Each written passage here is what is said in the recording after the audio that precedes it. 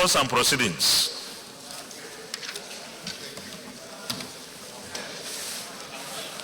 Page 623.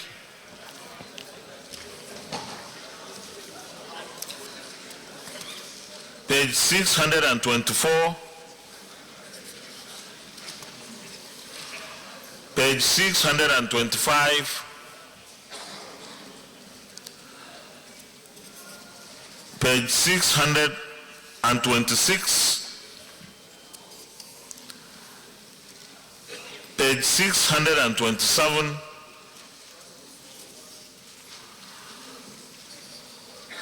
Page 628.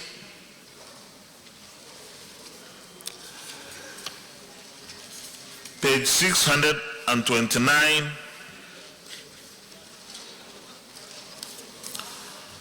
Page 630.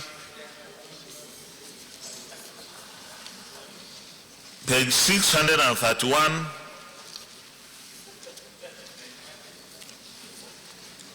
Page 632.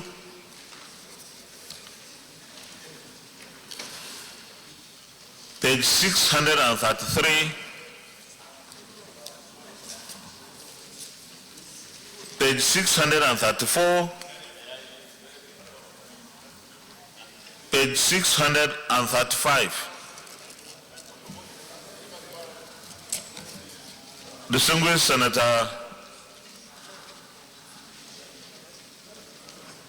Yakubu Oseni.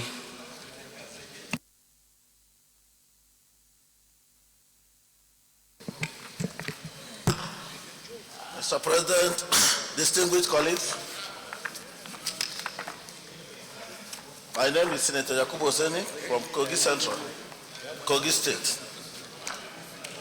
I rise to move for the adoption of the vote and proceedings of Tuesday, 17 December 2019. I so move. Distinguished Senator Patrick Abamoro.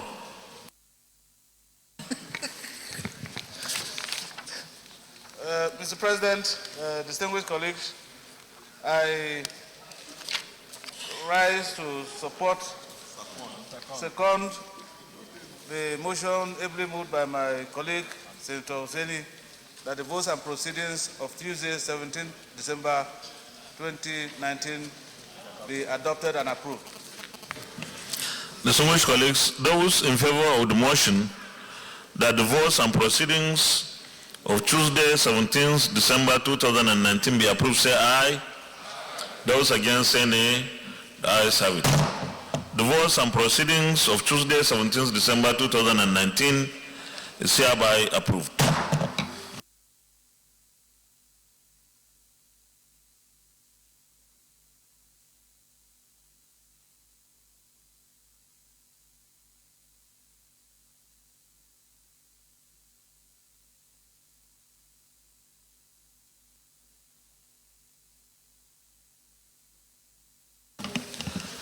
I wish to acknowledge the presence of members of Students' Union Government, Bayero University, Kano State, who are in the gallery to observe the Senate proceedings. You are welcome. I wish you a very fruitful observation. You may sit down, please.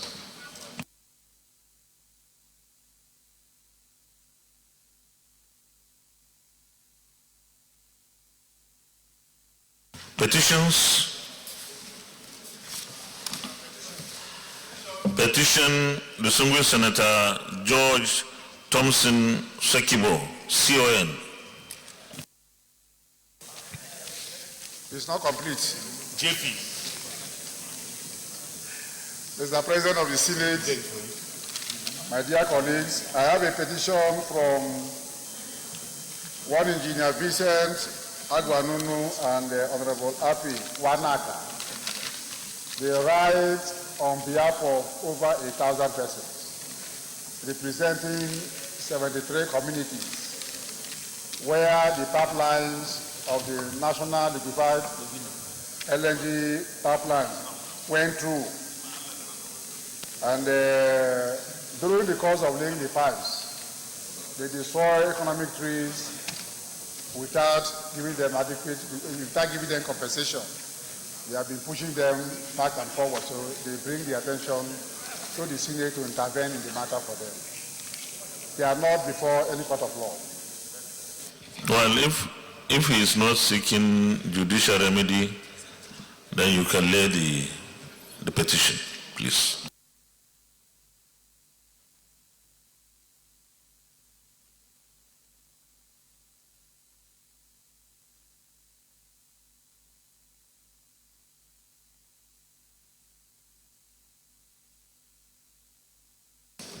The petition is hereby referred to the Senate Committee on Ethics, Privileges and Public Petitions to report back in 4 weeks. Minority Leader. Thank you, Mr. President. My name is Naya Baribe. I represent Abia South. So I have a petition from a constituent of mine, but on behalf of the Joint Health Sector Union, JOHES. And the petition has to deal against the Ministry of Health and has to do with disobedience to court order, abuse of office, and non-payment of their salaries. And they are not seeking any judicial intervention.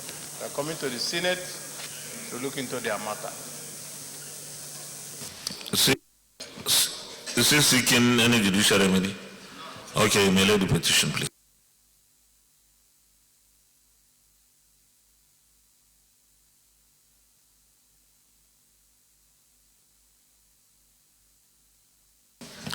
The petition is hereby referred to the Senate Committee on Public Petitions to report back in 4 weeks. Senator Binos Yaro Dauda. Mr. President, my distinguished colleagues, my name is Binos Dauda Yaro, representing the people of Adamawa South. I have a petition from one of my constituents, George Ibe, a staff of the State Security Services, who is alleging that in 2015 he was involved in an operation on the orders of a superior officer. But after that operation, he was sent on suspension, and the matter was investigated. Investigation completed in April 2016. But since then, he has not been recalled. He's praying for the Senate to intervene and get him reinstated and the backlog of his salaries paid. I've asked him, he confirmed that he's not seeking any judicial intervention. Thank you, sir. If he is not seeking any judicial remedy, you can lay the petition, please.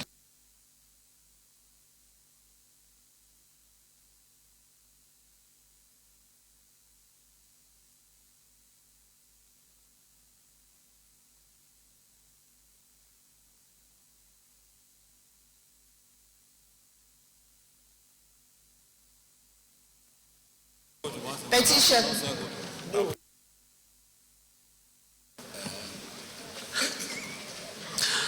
The petition is referred to the Senate Committee on Ethics, Privileges and Public Petitions to report back in 4 weeks. Senator Francis Adenikba, Father Osi. Petition. No, not petition. Is it petition? I thought you have a petition. No, petitions, please. Senator Stella Odwa. Thank you, Mr. President, dear colleagues.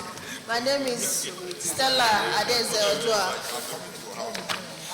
Mr. President, my petition is from one of my communities, Oguanyocha. The petition is in regards to community issues between them and the oil company drilling within the community, the killings and the degradation of the environment. Mr. President, may I submit? Is he or are they seeking any judicial remedy? Okay, you may lay down the petition, please. Thank you.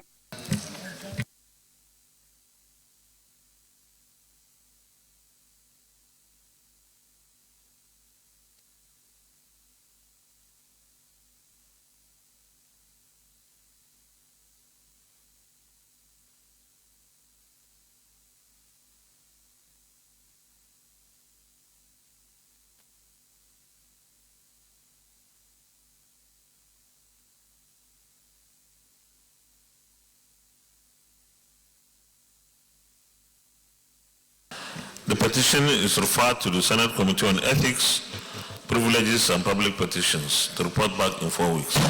Petitions. Leader of the Senate. Yes, your point of order. Point of order. Point of order, Senator Vodausi.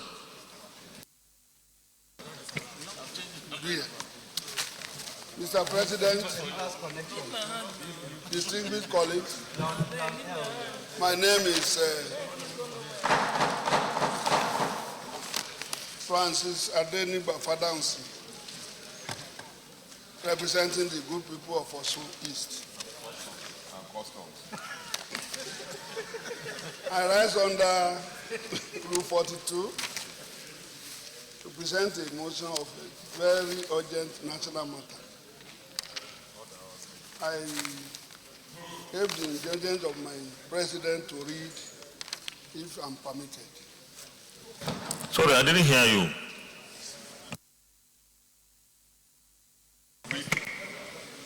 Rule 42 and 53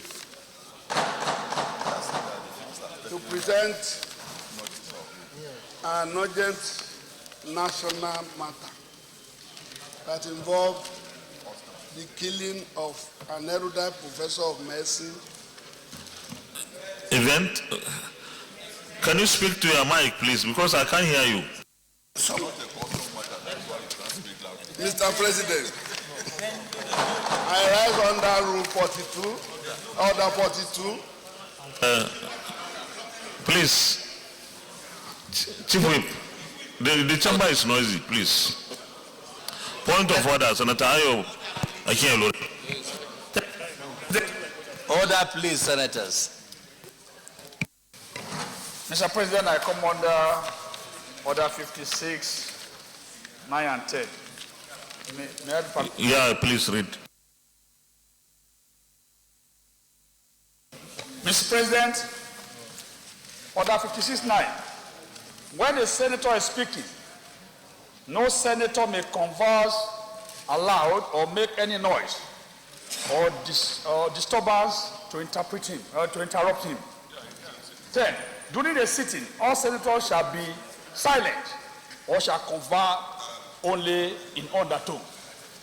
Mr. President, I so. Your order is fully sustained. Distinguished colleagues, please, let's maintain some silence. And those of us who are sitting in positions other than ours, please, let's go back to our seats, please. Okay, continue. Mr. President, I rise to present a motion of a very, very important national matter. Under 42 and 52.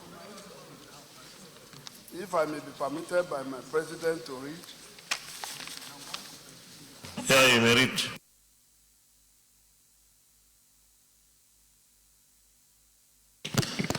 The matter for discussion shall, if possible, refer to the President of the Senate before commencement of the day's sitting, and the President of the Senate shall refuse to allow the claim unless he is satisfied that the matter is definite and urgent.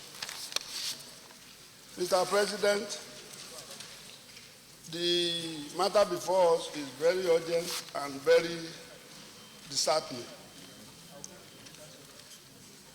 A professor of medicine, Professor Jeremy Elusi, a professor of pediatrics and a child death and chairman of Medical Advisory Council of the Obafemi Awolowo University Teaching Hospital Complex, Ile-Ife, was brutally attacked and killed at Iruekpe in Esa West local government area of Edo State on Friday, 30th day of December 2019, while on his way to Benin on official assignment. Senate is aware that the professor... Distinguished, you need the permission of the members, the senators, before you start reading your motion. So I will have to put the question first. Since you have come under orders 42 and 52, you will need not only my endorsement, but the endorsement of at least 1/5 of the distinguished senators who are here. So I'll put the question. Those in favor of the motion that will allow him to present his motion, say aye. Those against, say nay. The ayes have it. Thank you, Mr. President. And thank you, my distinguished colleagues. The professor was brutally murdered along Benin and Ekuma Road while on official assignment. He left Ife on Thursday for Ambrose Ali University, Ekuma, in Edo State to supervise some students as an external examiner. The Senate is informed that on his way coming back to Benin, where he intended to pass the night before moving to Ile-Ife on Saturday, he was attacked and brutally murdered by some unknown gunmen, while his driver sustained gunshot injuries. We are further aware that the 51-year-old professor, an indigenous of Okeigbo in Ondo State, delivered the 345 inaugural lecture of the Obafemi Awolowo University in Ile-Ife on Tuesday, 24th day of September 2019, titled "Between Too Little, Too Much, Unraveling the Mystery and Mystery of Endocrine Disorders in Children."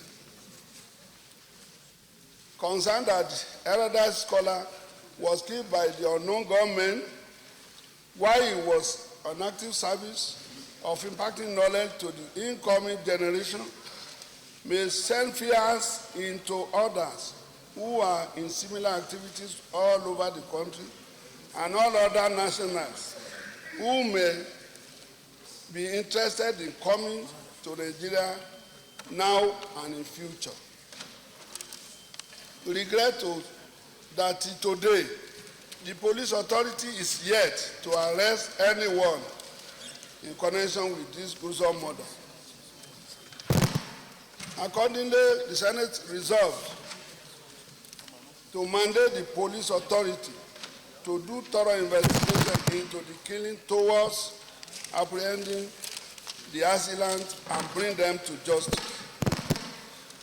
We observe a minute silence in honor of the erudite scholar who died in active service to his fatherland.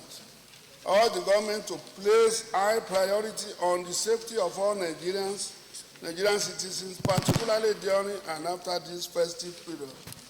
Thank you, Mr. President, and thank you, my distinguished colleagues. Senator Matthew Urogide.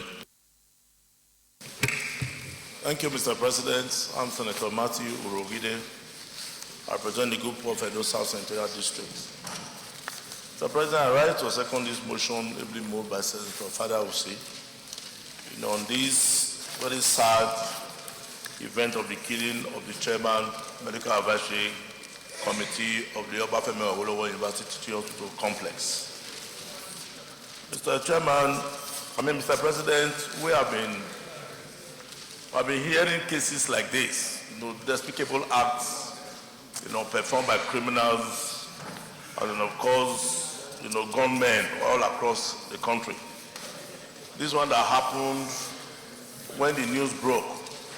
A lot of us who had the privilege of knowing this professor of medicine, who of course had gone out to the Ambrosali University in Ekpoma to conduct, examination as an external examiner. It was a real shock to us that this thing happened to this erudite scholar. Well, the point to make here, Mr. President, to remind ourselves of the very grave insecurity that exists in our country. This man too is an embodiment of intellect, a man who was imparting knowledge, and of course in an institution where doctors were being manufactured, were just hacked down and killed by unknown gunmen. And of course, as he has expressed in the motion, nothing has been said about that incident in the direction of apprehending those that committed the crime. I'm just lending my voice, first in expressing, on behalf of myself and of course my constituents, our own, very deep sympathy to the university community in Ife. This professor was known to me because I was privileged to be the chairman of the management board of the teaching hospital for 3 years. And he was one of our best brains that we had in the teaching hospital. His demise, no doubt, is going to create a very huge vacuum, particularly these days that we are looking for the right caliber of human beings that are trained in our very rare feats in medicine. But today, it's no more, he has been killed. But I think having to find out those who committed these dastardly acts will be an effort in the right direction so that the occurrence of this type of ugly incidents will not happen. So, Mr. President, thank you very much for this privilege. We'll go to the prayers. Mandate the police authority to do thorough investigation into the killing towards apprehending the assailants and bring them to justice. Those in favor of this prayer say aye. Those against say nay. Ayes have it. Prayer 2. Observe a 1-minute silence in honor of the erudite scholar who died in active service to his fatherland. Those in favor of prayer 2 say aye. Those against say nay. Ayes have it. And prayer 3. Urge the government to place high priority on the safety of all Nigerian citizens, particularly during and after this festive period. Those in favor of this prayer say aye. Those against say nay. Ayes have it. 1 minute silence.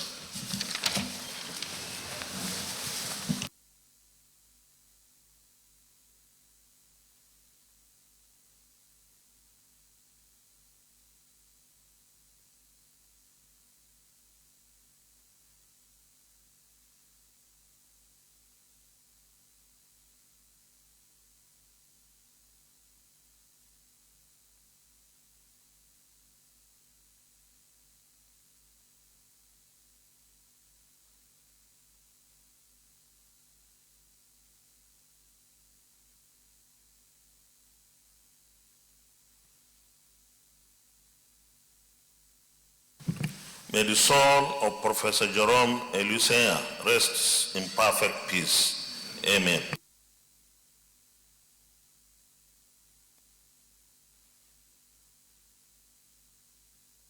Sorry? 2 minutes? Oh, because? No, I know, yes, I know what your 1 minute was.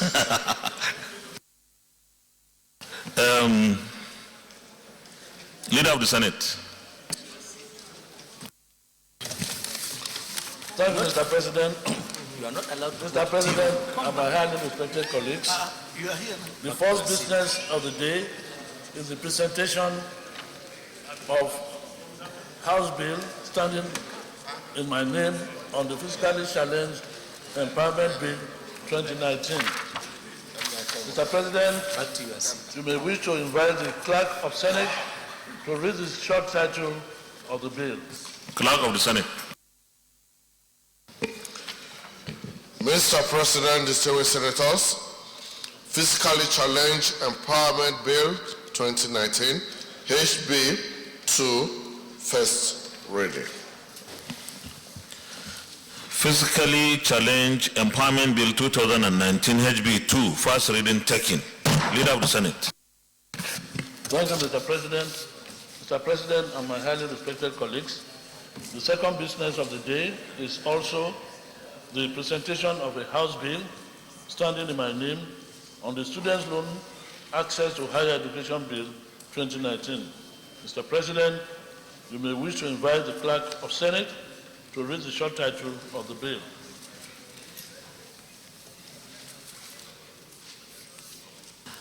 Clerk of the Senate. Mr. President, distinguished senators, Students' Loan Access to Higher Education Bill 2019, HB 6, first reading. Students' Loan Access to Higher Education Bill 2019, HB 6, first reading taken. Leader of the Senate. Thank you, Mr. President. Mr. President and my highly respected colleagues, the third business of the day is the presentation of a bill standing in the name of Senator Adeyemi Smart on the National Commission for the Prohibition of Small Arms and Light Weapons Establishment etc.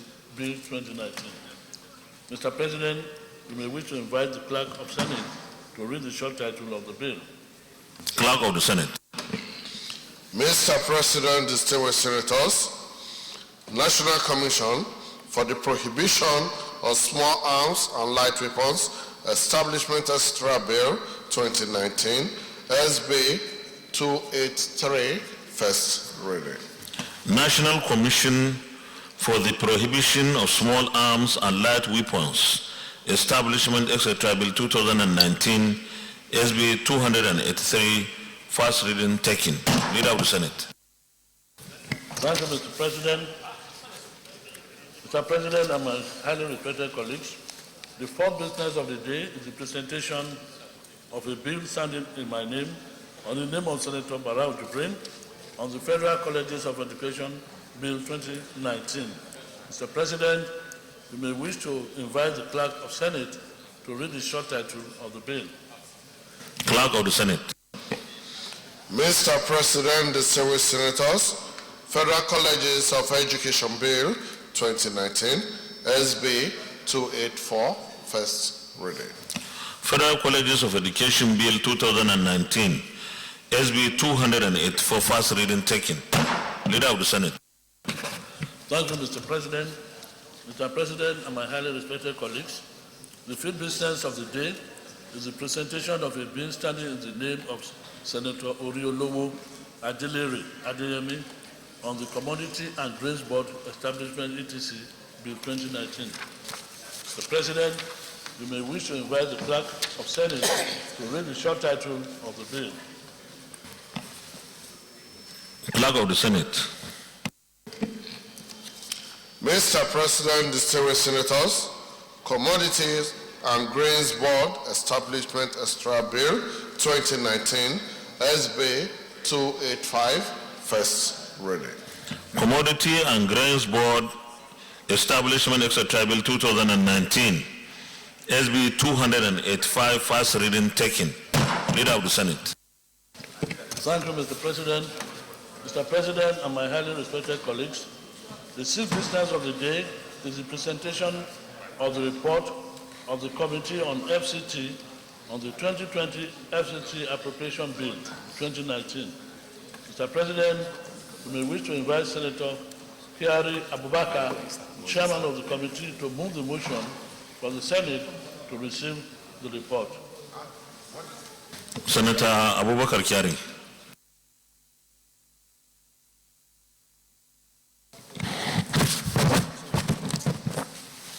Mr. President, distinguished colleagues, my name is Senator Abubakar Kyari, representing Borno North. I rise to move the motion that the Senate do receive the report of the Committee on FCT on the 2020 FCT Appropriation Bill 2019 SB 270. I so move. Senator Abamoro. Mr. President, distinguished colleagues, my name is Senator Abamoro, representing the good people of the Benue South Senatorial District. Mr. President, I move to second the motion that the Senate do receive the report of the Committee on FCT on the 2020 FCT Appropriation Bill 2019 SB 270. I so second. Distinguished colleagues, those in support of the motion that the Senate do receive the report of the 2020 FCT budget, say aye. Those against say nay. The ayes have it. Tabakar, you may lead the report, please.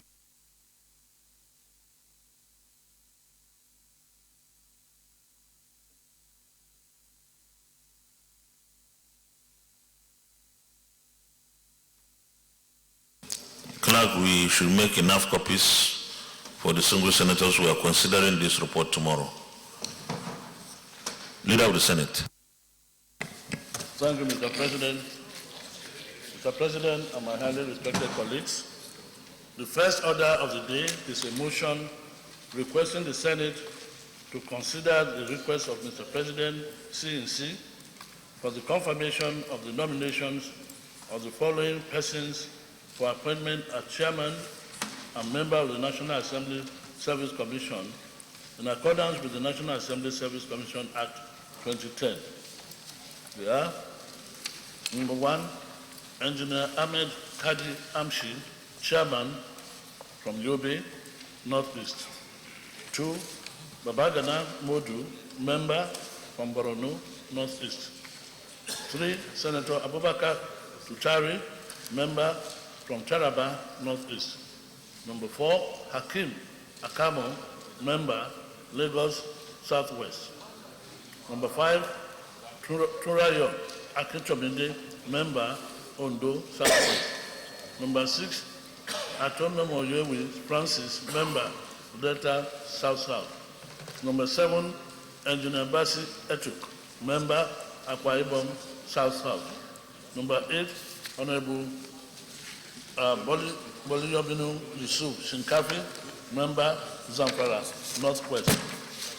Number 9, Sani Seudu Kazore, member, Jigawa, Northwest.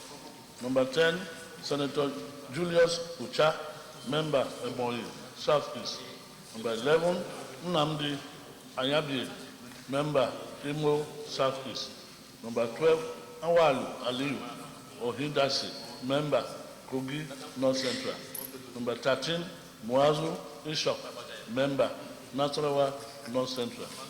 Mr. President, distinguished senators, the purpose of this motion on the order paper is for the President of the request of Mr. President CNC to be referred to the relevant committee for further legislative action. I therefore, Mr. President, move that the Senate do consider the request of Mr. President CNC for the confirmation of the nominations of persons listed in the order paper for appointment as chairman and members of the National Assembly Service Commission. Minority Leader. Thank you, Mr. President. I so second. Distinguished colleagues, those in favor of the motion that the request of Mr. President CNC be referred to the relevant committee for further legislative action, say aye. Those against, say nay. The ayes have it. The request of Mr. President is referred to the Senate Committee on Establishment and Public Service Matters for further legislative action and to report back within 2 weeks. Leader of the Senate. Thank you, Mr. President. My highly respected colleagues, the second order of the day is a motion requesting the Senate to consider the request of Mr. President CNC for the confirmation of the nominations of 2 additional persons for appointment as members of the National Hajj Commission of Nigeria in accordance with Section 3, 1, and D2 and 3 of the National Hajj Commission of Nigeria, NHACON. They are 1, Dr. Bala Mohammed, representative of Jamaatul Nasrul Islam. Number 2, Mr. Yusuf Sunedozi Nwoha, representative of the Nigerian Supreme Council for Islamic Affairs. Mr. President, distinguished colleagues, the purpose of this motion on the order paper is for the request of Mr. President Sinsi to be referred to the relevant committee for further legislative action. I therefore move that the Senate do consider the request of Mr. President Sinsi for the confirmation of the nominations of persons listed on the order paper for appointment as members of the National Hajj Commission of Nigeria. Minority Leader. Thank you, Mr. President. I so second. Distinguished colleagues, those in favor of the motion that the request of Mr. President CNC be referred to the relevant committee for further legislative action, say aye. Those against, say nay. The ayes have it. The request is referred to the Senate Committee on Foreign Affairs to report back within 2 weeks. Leader of the Senate. Thank you, Mr. President.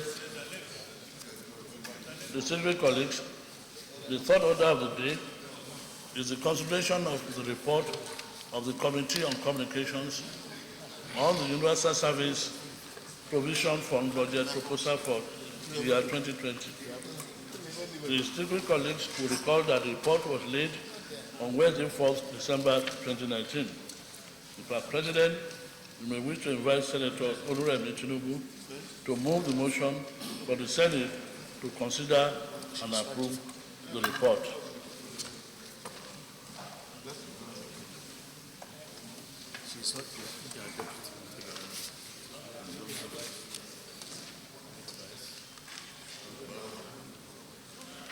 Senator Ibrahim Bome.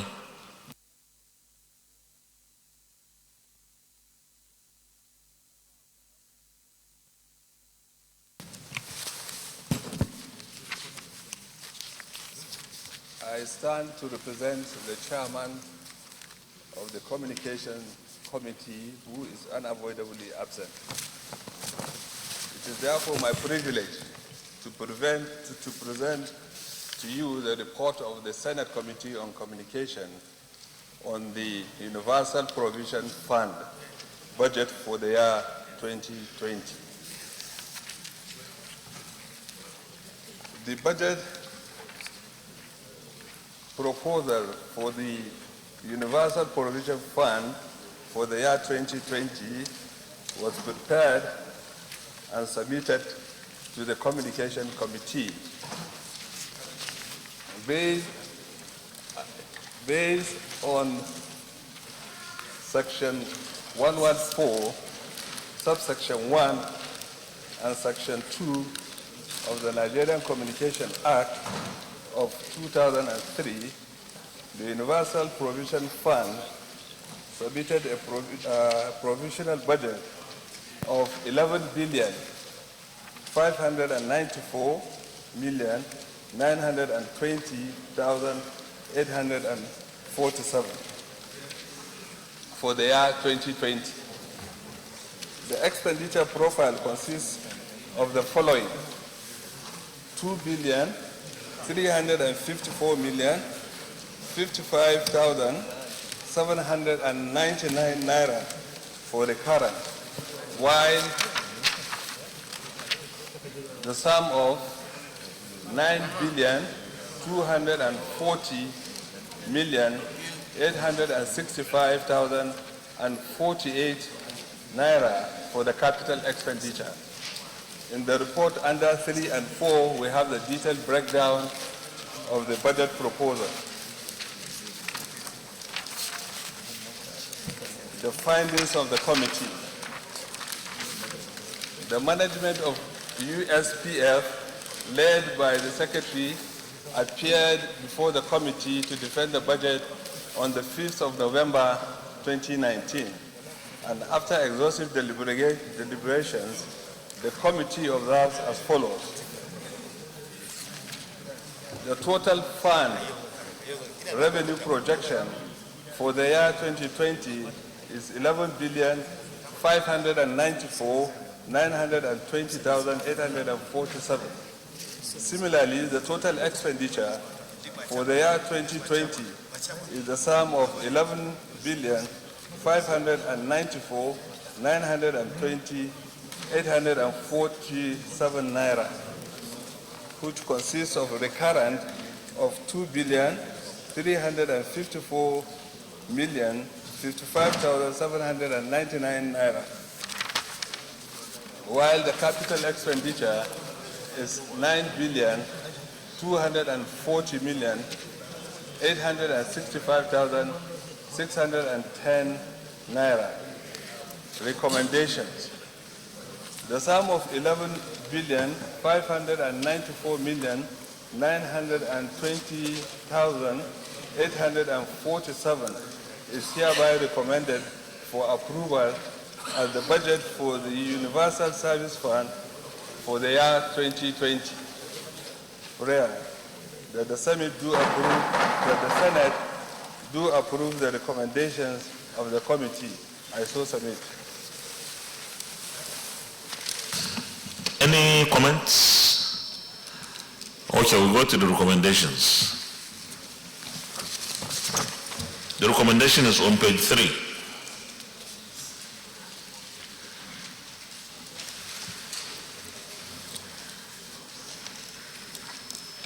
The sum of 11,594,920,847 naira only is hereby recommended for approval as the Universal Service Provision Fund USPF budget for the year 2020. Those in support of this recommendation say aye. Those against say nay.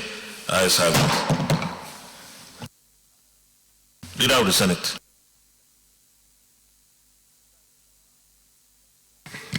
Thank you, Mr. President. Mr. President and my distinguished colleagues, the fifth order, is it the fifth order and the fourth? The same communication. Fourth.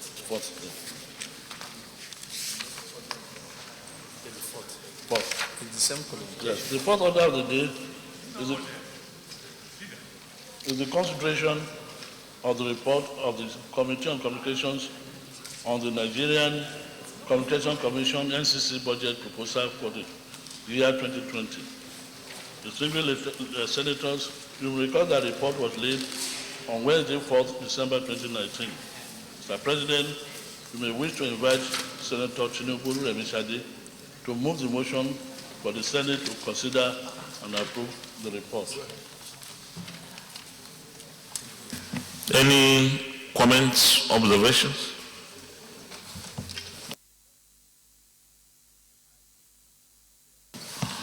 Senator Ibrahim Bomi, in place of Senator Oloremi Tinubu.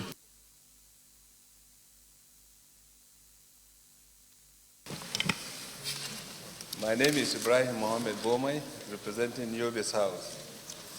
I'm standing in for the Chairman, Committee on Communications. It is my honor and privilege to present to you the report of the Committee on Communications on the NCCE budget for the year 2020. In accordance with Section 19, subsection 1 of the Nigerian Communication Act of 2003 and Section 21 of the Physical Responsibility Act, the NCCE submitted a projected budget of 140,383,591,000, out of which the recurrent is 39,297,044,000, and a capital expenditure of 28,993,152,000, and the sum of 7.5 to be transferred to USPF, while the sum of 64,208,446,000 to be transferred to the federal government. Under 3 and 4, that is the details of the budget framework. The findings of the committee. The management of the NCCE, led by its executive vice chairman, appeared before the committee to defend the Commission's budget proposal for the year 2020 on Tuesday, 5th November 2019. After exhaustive deliberations, the committee observes as follows.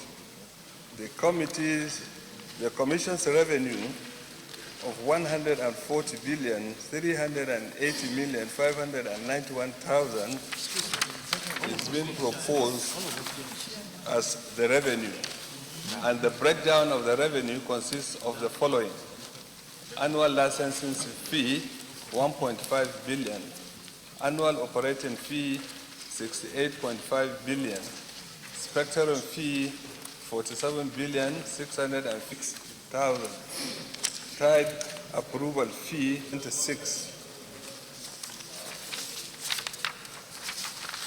Then broadband fee 17,251,800,000.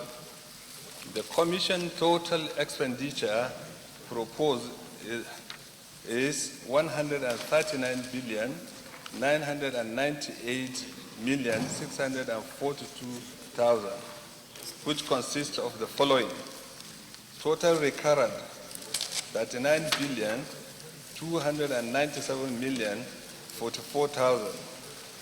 Then total capital expenditure is 28,993,152,000. Then transfer to the federal government is 64,208,446,000. Then transfer to Universal Service Provision Fund is 7.5 billion.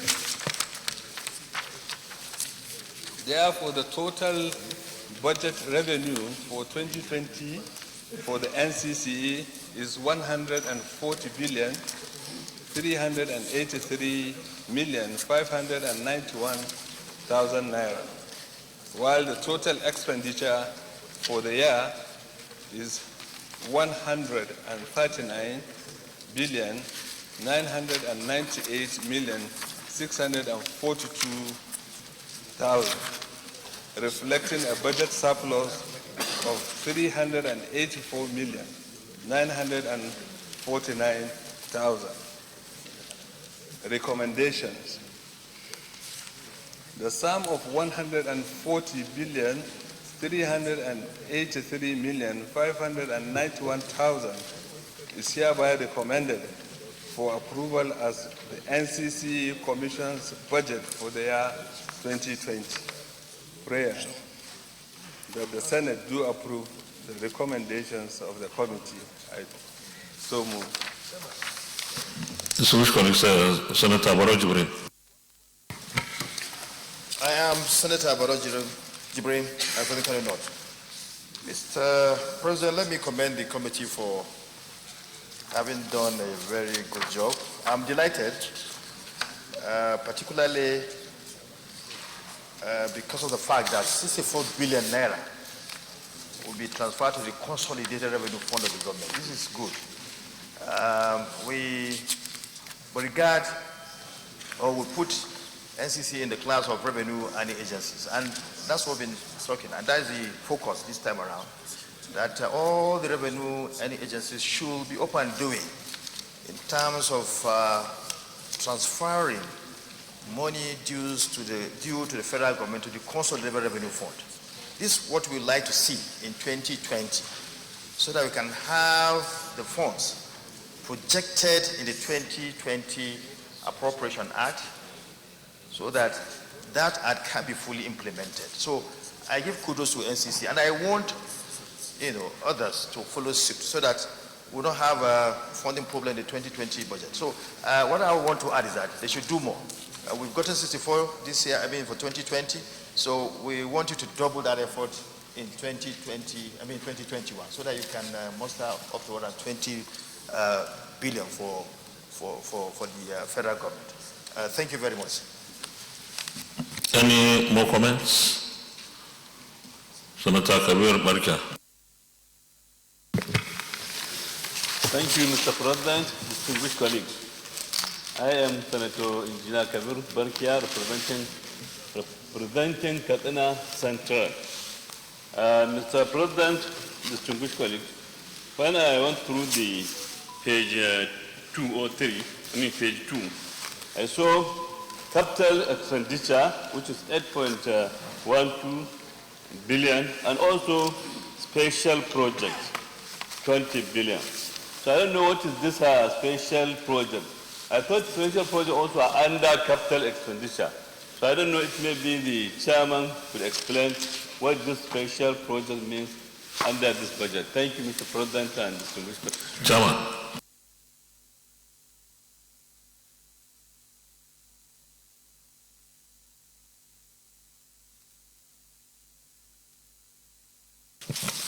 Specifically, capital expenditure for the NCC headquarters, while the other special projects are capital projects carried out outside the NCC. Part of the mandate of the NCC is to provide network services to areas where there is no network, and also corporate social responsibilities. So the sum of 9.2 billion is also part of the capital project.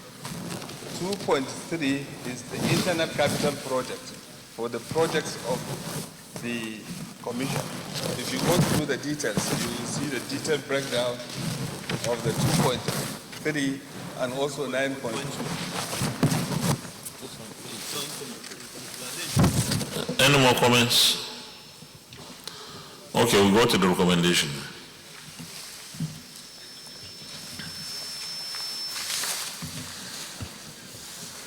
The sum of 140 billion 383 million 591,000 naira only is hereby recommended for approval as the Nigerian Communications Commission's budget for the year 2020. Those in support of this recommendation say aye. Those against say nay. The ayes have it. Leader of the Senate. Thank you, Mr. President. Mr. President, my highly respected colleagues, the fifth order of the day is the consideration of the report of the Joint Committee on Navy, Marine Transport and Finance on the investigation of the illegal security activities by Ocean Marine Solutions Limited of the secure anchorage area of Lagos ports. Mr. President, you may wish to invite Senator Sakibu George Thompson to move the motion for the Senate to consider the report of the committee.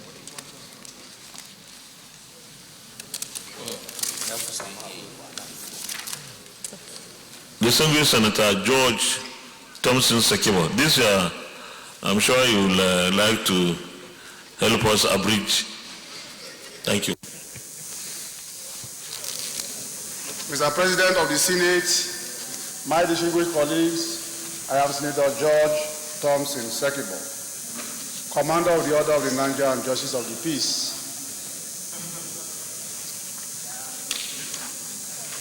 Mr. President, we have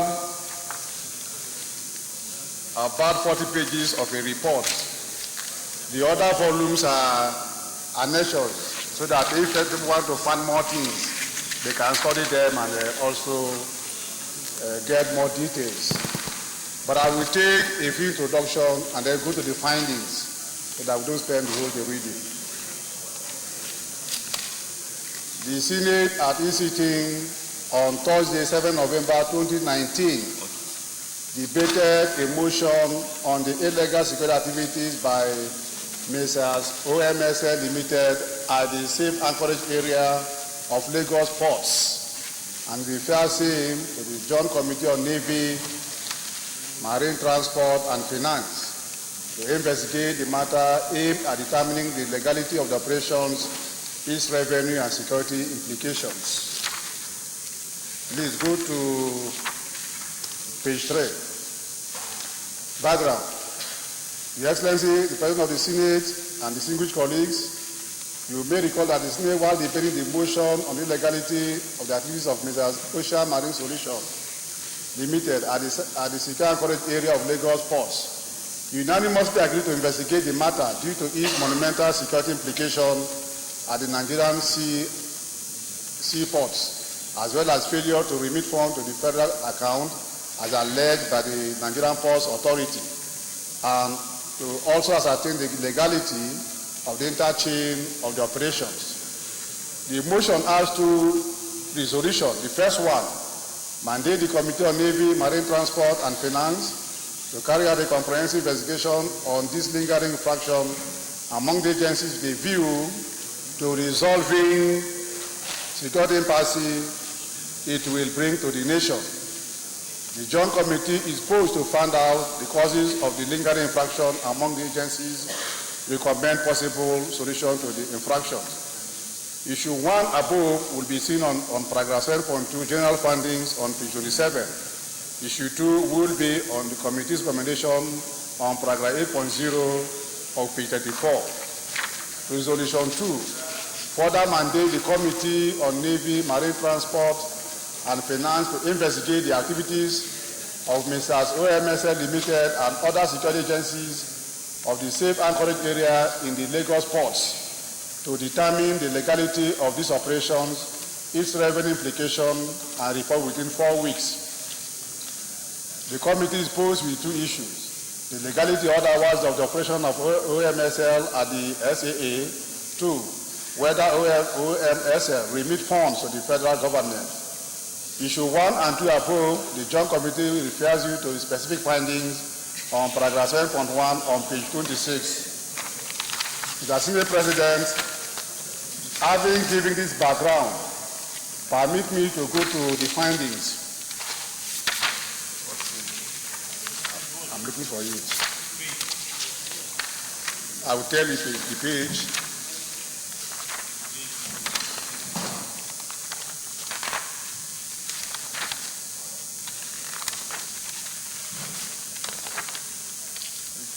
Page 26, please.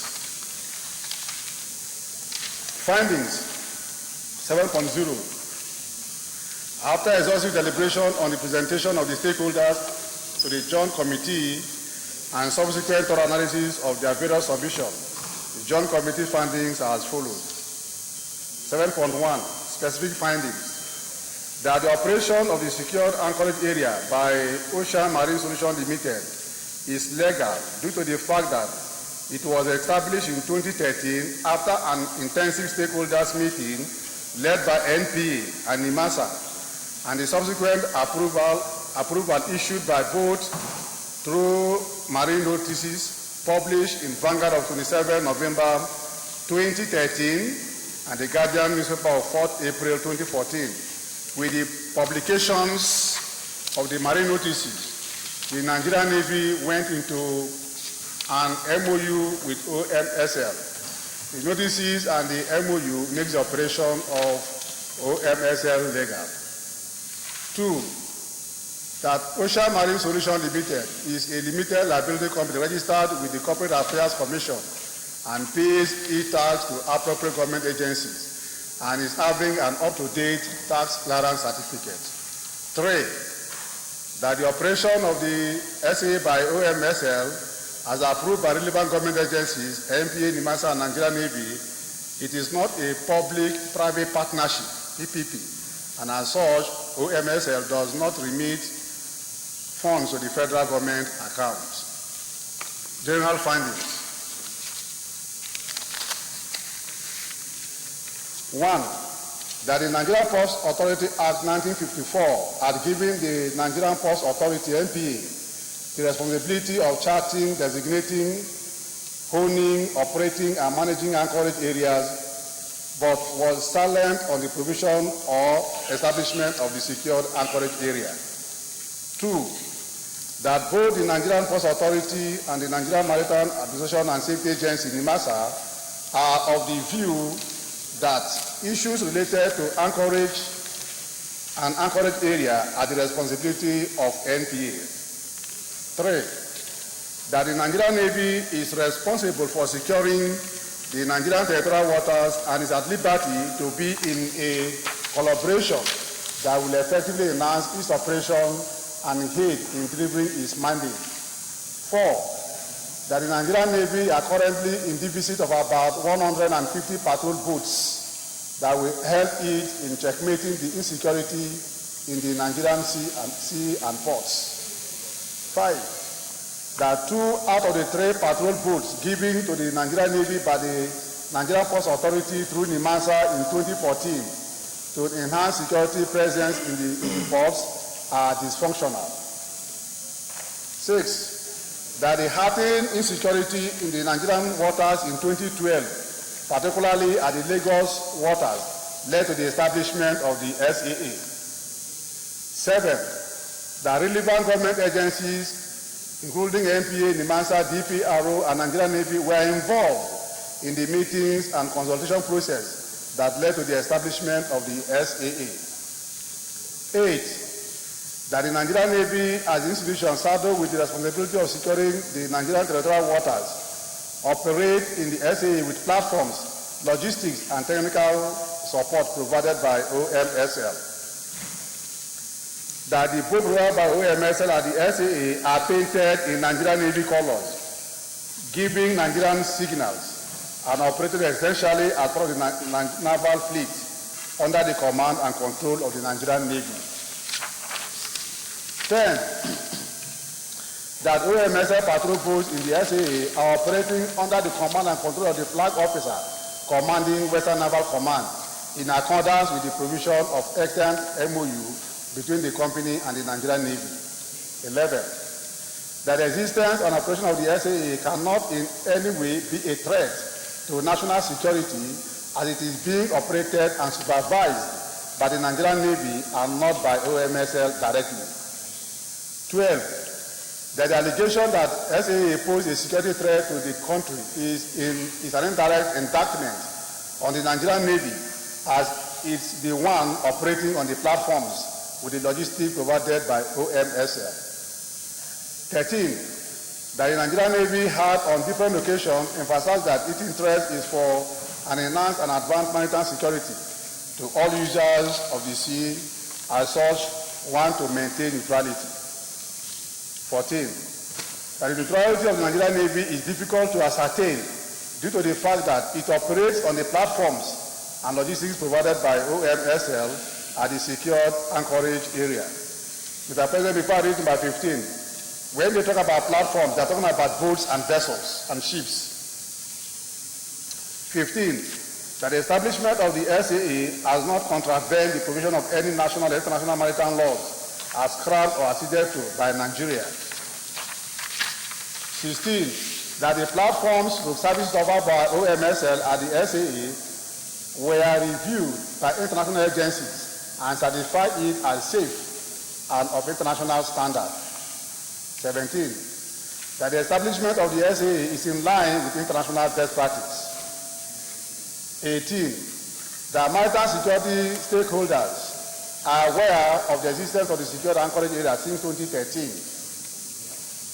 19, that newspaper publication and marine notices were made to mariners for the availability of the secure anchorage area SAA facility by both NPA and NIMASA in 2013 and 2014 respectively. 20, that OMSL is an indigenous company that currently employs 7,540 Nigerians in both direct and indirect employment. 21, that the company had made huge investment into the operation of the secure anchorage area and is still indebted to banks with not less than 63 vessels on sea, assisting the Nigerian Navy to carry out patrol operations. 22. The Nigerian Port Authority provides anchoring services near the fairway buoy for free of charge, but a number of ship vessel owners prefer to anchor at the SAA. 23. That the services of the SAA is rendered outside the port's limits and pilotage districts at a maritime zone over 10 nautical miles from the fairway buoy offshore. 24. That the services are rendered purely on demand and was never made compulsory for all vessels coming to Lagos ports. 25. That users of the services offered in the SAA are charged $2,500 the first day and $1,400 in subsequent days, which is far less than what was being spent by vessel owners before the establishment of the SAA. 26. That the operation of the SAA comes with huge expenditure in engineering, maintenance of the patrol boats, fuel, victual, and other logistics requirements. 27.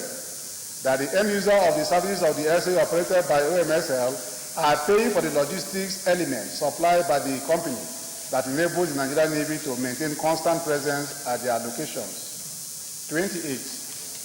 That the average number of days stayed by any vessel in the SAA is not more than 6 days. 29. That shippers or vessel owners before the establishment of SAA hire minimum of 3 armed mercenaries for security when coming to Gulf of Guinea, especially in Nigeria, at a minimum of $7,500 per day. 30. That the major factor that prompted the decision of NPA to request for the stoppage of the SAA is for the need to reduce the cost incurred by vessel owners when calling to Nigerian ports and the need to promote ease of doing business in the country.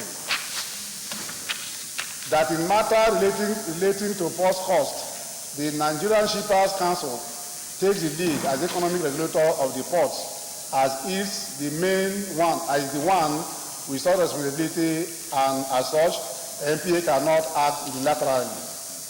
32. That there is a need to extend the types of services rendered at the SAA at the Lagos port to other ports in the country. This is due to its ability to effectively securing ships, vessels waiting to berth at the Lagos ports. 33. The ships or vessel owners are satisfied with the services rendered at the secure anchorage area, SAA, and unanimously wanted it to be sustained. 34. That ships or vessel owners are comfortable with fees charged for the services rendered at the SAA by OMSL and have not complained to government or any of its agencies. 35. That the insurance premium paid by ships vessel owners has reduced by their insurance after reviewing the effectiveness of the security arrangement provided by the SAA. 36. That since the establishment of the SAA, the freight charges on cargo destined to Lagos ports have stabilized. 37. That it will be difficult to convince a domain expert in the maritime industry that the fee charged at the SAA facilities could increase port cost. 38. That the provision of the SAA comes to government at no cost. 39. That the provision of an alternative to the SAA will require a budgetary allocation from the government. 40. That no alternative provision is in place that will provide the needed security for vessels waiting to berth at Lagos ports, like the current secured anchorage area operated by OMSL. 41. That in the past 6 years of rendering the services of the SAA, all pirate attacks in the SAA have been repealed, thus giving the services a 100% success level. 42. That the SAA facility has indeed restored the confidence of the Nigerian merchants and shippers in the use of Lagos ports. 43. That the SAA facility does not cost the government anything, but rather help to reduce government expenditure in providing security at the nation's waters. 44, that there is a need for government agencies to understand their schedule of duty and responsibility, as well as the areas of their jurisdiction to avoid possible overlap of functions. And 45, that there is no genuine intention in the argument being canvassed by those seeking for the dismantling of the SAA facility due to the fact that no alternative arrangements have been put in place. Mr. President, the committee gives the following recommendations. At the end of intensive consultations, analysis of presentation, and submission, as well as relying on the above findings, the Joint Committee recommends the following. 1, that the Nigerian Navy, the Nigerian Ports Authority, and NIMASA should be commended for initiating and implementing the process that led to the provision of enhanced and advanced maritime security in the secured anchorage area, SAA, in the Lagos waters in 2013, that has led in checkmating the high rate of attacks on vessels waiting to berth at the Lagos port. 2, that Ocean Marine Solutions Limited should be commended for its genuine national interest in investing over $400 million into the security at the secure anchorage area, in particular, and in Nigerian waterways in general, by providing the needed platforms and logistics for the Nigerian Navy to effectively perform 24/7, 365 patrol operations, as well as to provide the required protection for vessels waiting to berth at the Lagos port. 3, that since no fraud is found in the operation of the OMSL and is operating at no cost to government, OMSL should be allowed to continue its operation at the SAA until such a time when a better and more cost-effective system is put in place by government. 4, and final, that the Nigerian Navy should be properly funded to enable it to procure needed vessels to clear the over 150 vessel deficit, to enable them carry out their constitutional responsibility without over-depending on private maritime logistics support companies. Conclusion. Mr. President and the distinguished colleagues, the Joint Committee sincerely expresses its appreciation to the Senate leadership and the Inter-Senate for the opportunity to serve in this capacity. Thank you, Mr. Senate President. Any comments? Senator Barrow.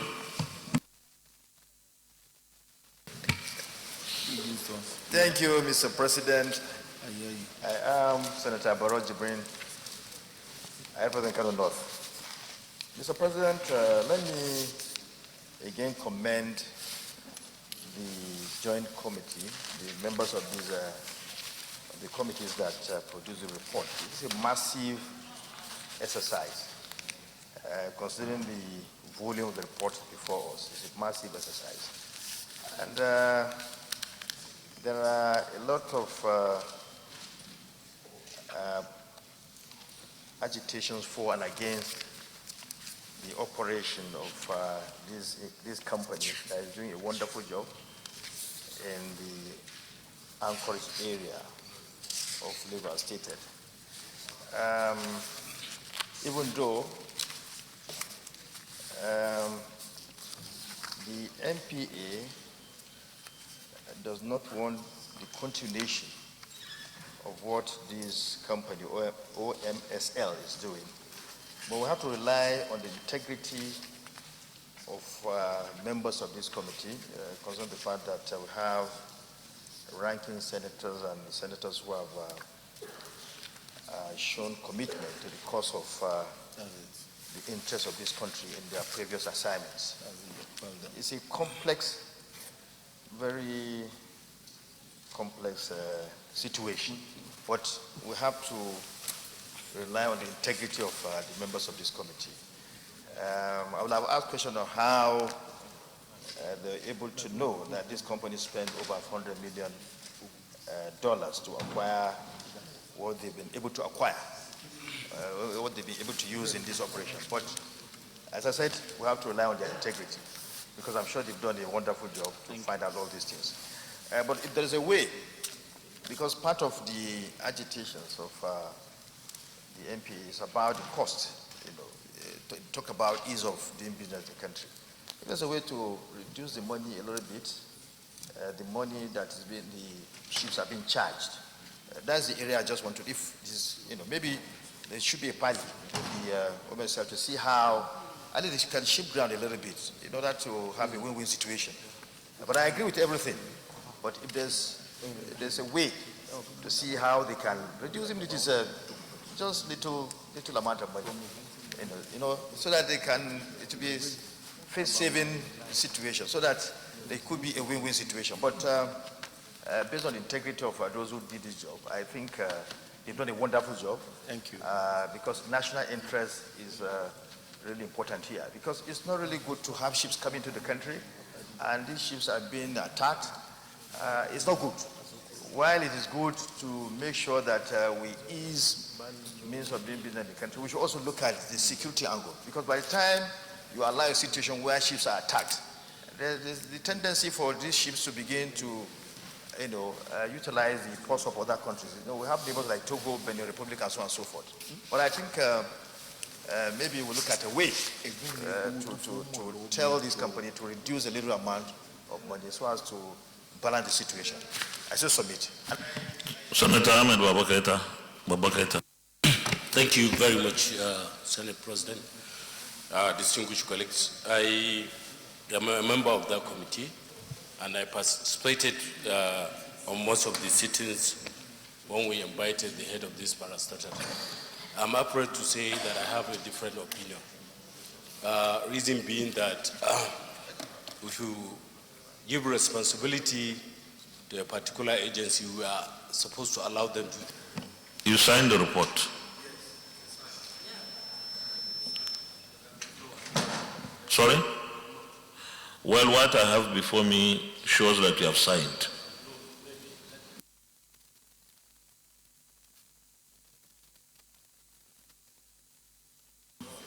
Speak from your distance. You wanted to see me? You should have your report. Give him the report. Don't you have the report? What I have here is your site. What is this?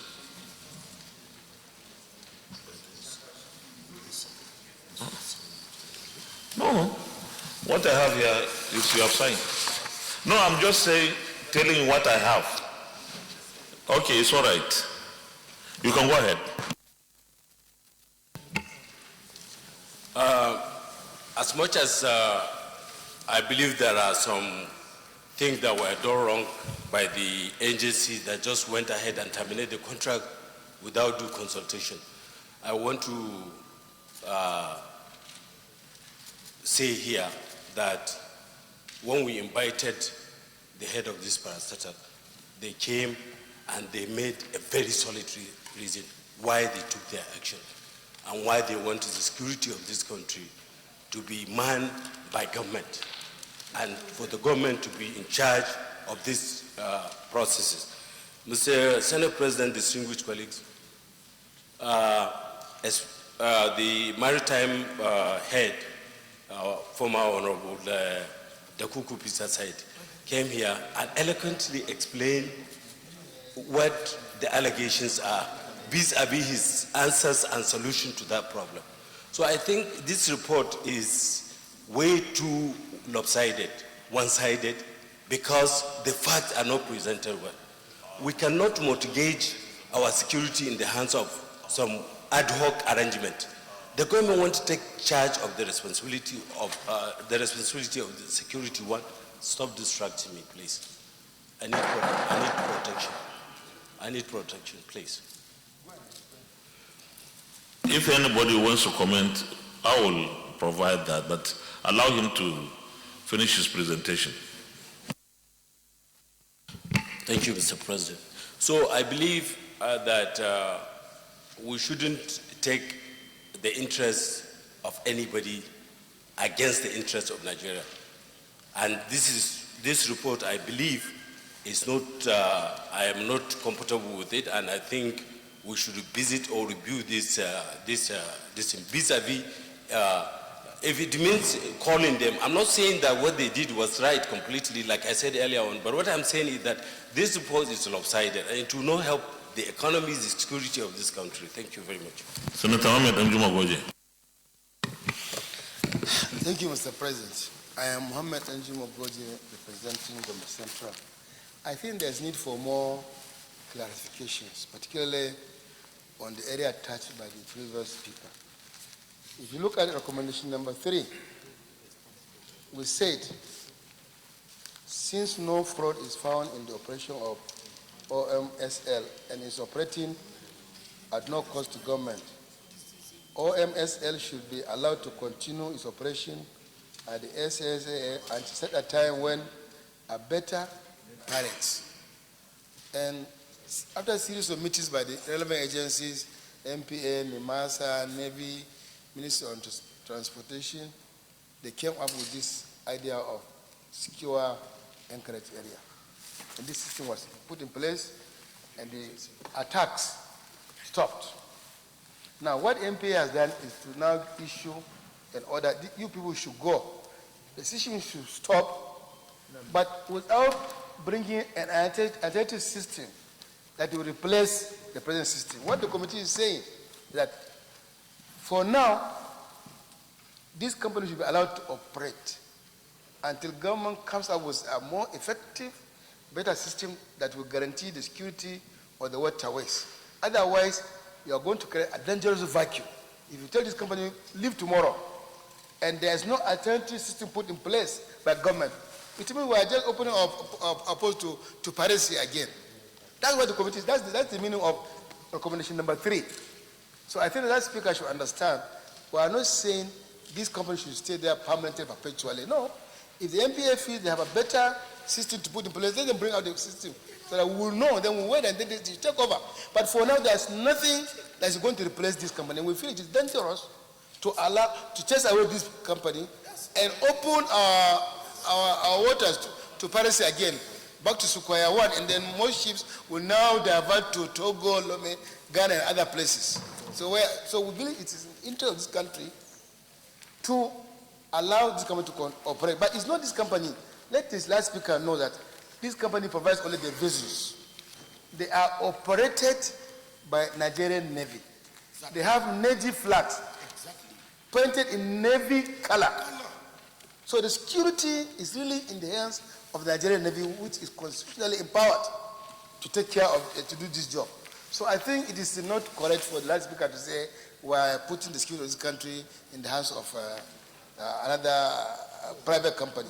The security is still in the hands of the Navy, which is constitutionally mandated to do that job. So I don't think there's nothing illegal about this arrangement, but if the MPA, which is empowered to put anything in place for security of the waterways, wants to place it with another system, let them bring that system, then this company can go their way. But for now, it is dangerous to chase them away and leave a dangerous vacuum. Senator Adeola Solomon Olamilekum. Thank you, Mr. President. Very distinguished colleague, Adeola Solomon Olamilekum, Lagos. Mr. President, let me start by saying that this document that has been given to us as an addendum, I want to plead that after this consideration is enough document for us to research, to know the true position of everything aside this report that is with us. Mr. President, having said this, and I want to say with all sense of sincerity that all agencies, all stakeholders that has anything to do with this were invited, and testimonies were received from each of these agencies. One of the critical stakeholders, the Nigerian Navy, came out clean and blunt to the committee that they don't have the necessary capacity and equipment to secure our waterways. It was crystal clear that they are in shortage of over 150 vessels, that for them to take full charge and responsibility of Nigerian waterways, this is their requirement.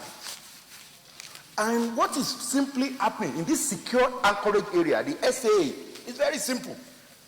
This man, who is OMSL, only provide these vessels to the Nigerian Navy. These vessels are taking charge by the Nigerian Navy to secure these waterways. And when MPA appeared before us, MPA is not saying what the job they are doing is wrong. He said just for ease of doing business, that the money charged by this SAA, which is 1,500 for every vessel that come into Nigeria, is what they are against. And SAA is saying, the OMS, that it's very simple. For him to leave if you choose to, that is okay. For you to hire one vessel from him will cost $10,500 per day. As we speak, NIMASA rent vessels for $10,500 a day to secure our waterways. If the NIMASA will take this 50 vessels or the Nigerian Navy, it's $500,000 a day for OMSL. And this man is saying it's better off than charging this $1,500 per ship that comes within the secure anchorage area. It's an option. And as we speak, sir, Nigerian Navy equally informed the committee that there is no alternative solution in place if they ask these people to go. It was clear. Everybody, we are about 40-something at the committee level. It's simple now. It's very simple. It's not about anybody is trying to give any suggestion. And in terms of the issue of the fraud, if you remember, there was this 263 billion that comes along with the motion. That is my own area of interest. And when we go into the records, sir, for the last 6 years that OMSL have operated, amount they have received within the 6 years is $16 million as revenue. When you match the corresponding expenditure in terms of traffic into the secure anchorage area, comes to about over $15 million, leaving with a paltry sum of 1.something million. He has offered, and we asked some of these head of agencies, the NIMASA, everybody will come. This man has to go. Are you ready to take charge? Sir, NPA informed the committee that they've only given out just 4 vessels to the Nigerian Navy. Out of these 4 vessels, only 3 vessels. Out of these 3 vessels, only 1 is functioning to secure our waterways as we speak. NPA informed the committee that they've only provided 3 vessels to the Nigerian Navy. Sir, out of these 3 vessels, only 1 is working. The NPA informed the committee. And Navy is saying they are in shortage of over 150 vessels. It is recorded, it is in the testimony, it is in the document given to us. And the solution we have now is this private investor who is an indigenous company in Nigeria who has gone to borrow money to finance this boat. And he's saying, NIMASA MD told us that to rent a vessel is $10,500 a day.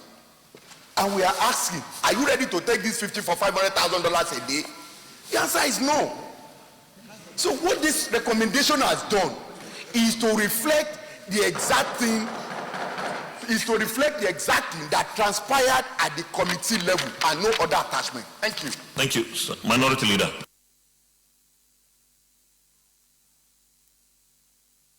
Thank you, Mr. President.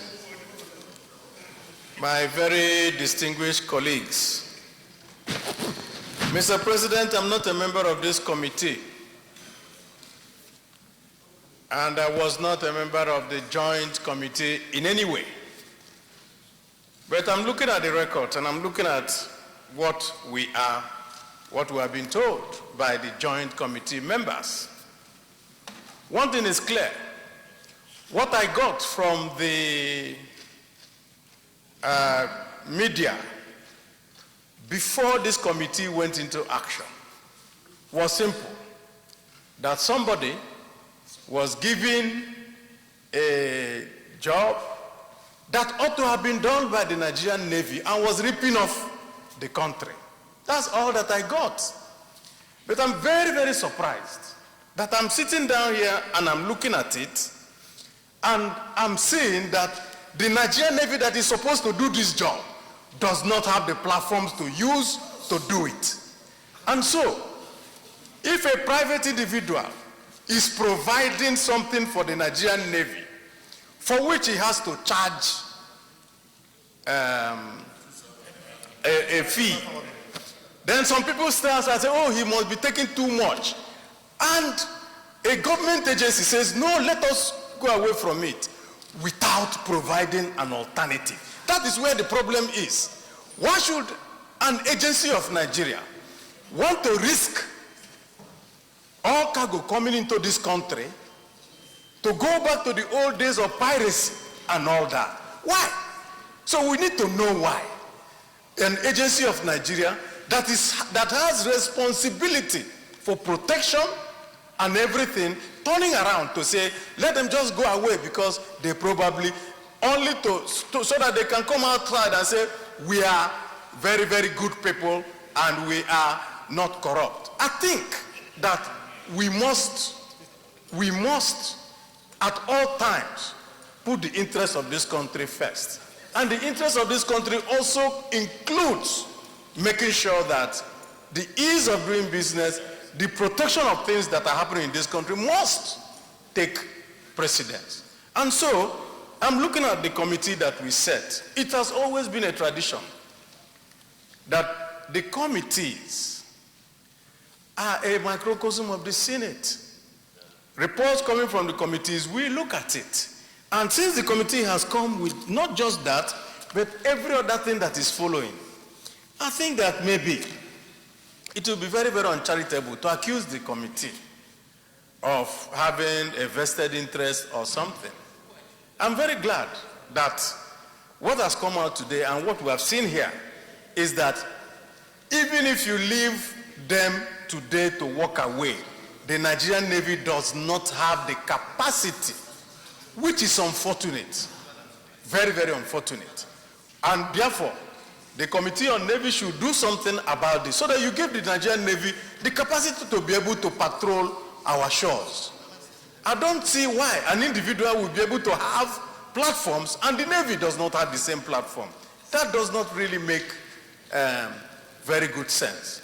And so, I suppose that we look at the report and confirm this report. Thank you. Thank you very much, distinguished colleagues. I think this is not the issue for for the Committee on Navy to deal with. It's a matter for the Senate and indeed the National Assembly or government to deal with it. Because if our Navy is this decapacitated, it's a big issue for us. And it's unfortunate we are even discussing it in plenary, that they have only one functioning ship. As a giant of Africa, we should be talking of maybe hundreds of ships. So this is a challenge. This is a challenge to all of us, the National Assembly particularly. We have to do something for the Nigerian Navy. Secondly, I've listened to the arguments and deliberately allowed many of the senior colleagues to speak about this. My understanding is the firm or the company that is providing the platforms or the ship is in business. It's in business because it has been outsourced the provision of platforms. So, if we don't like the platforms and we don't have our own, then we have to take a decision. The decision is how many more months or years are we going to allow this arrangement to continue?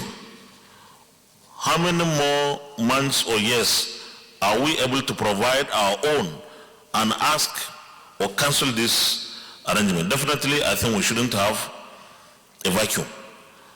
So I believe that we should go ahead and consider it, but I also have an issue with the recommendation too, before we put all of them, we put the questions on them. that the OMSL should be commended. Is it not a business? So what is our business in commending them here? They are making money. They are not doing this for free. So I believe that when we come to put in the recommendations, we should be looking at this so that we don't appear like we are stamping some kind of recommendation, or is it commendation on some people, that companies that don't deserve. This is someone who is making a business, making his money. I think we should be worried if he's making too much money out of the arrangement, and if we are not able to beat it down, then we should go for our own, because we should have our own options. So with this, maybe we'll consider the recommendations.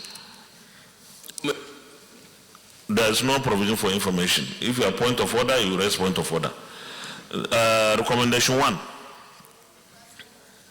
that the Nigerian Navy, the Nigerian Ports Authority, and NIMASA should be commended for initiating and implementing a process that led to the provision of enhanced and advanced maritime security in the secured anchorage area SA in the Lagos waters in 2013, that has led in checkmating the high rate of attacks on vessels waiting to berth at the Lagos ports.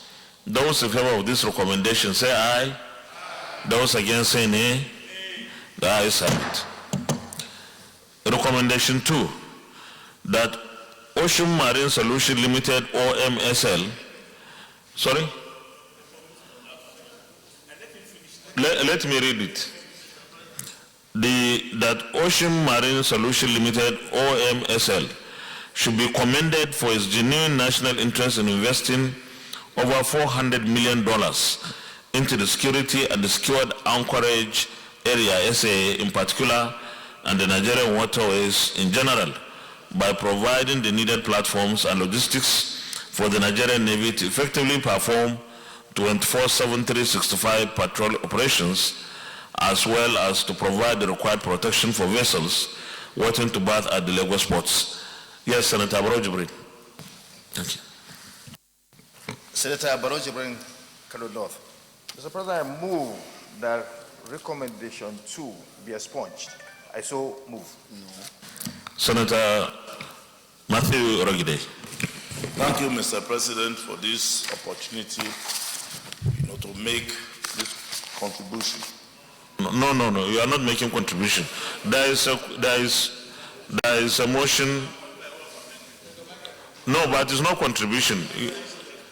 Are you seconding? No, it's okay. You can sit down then.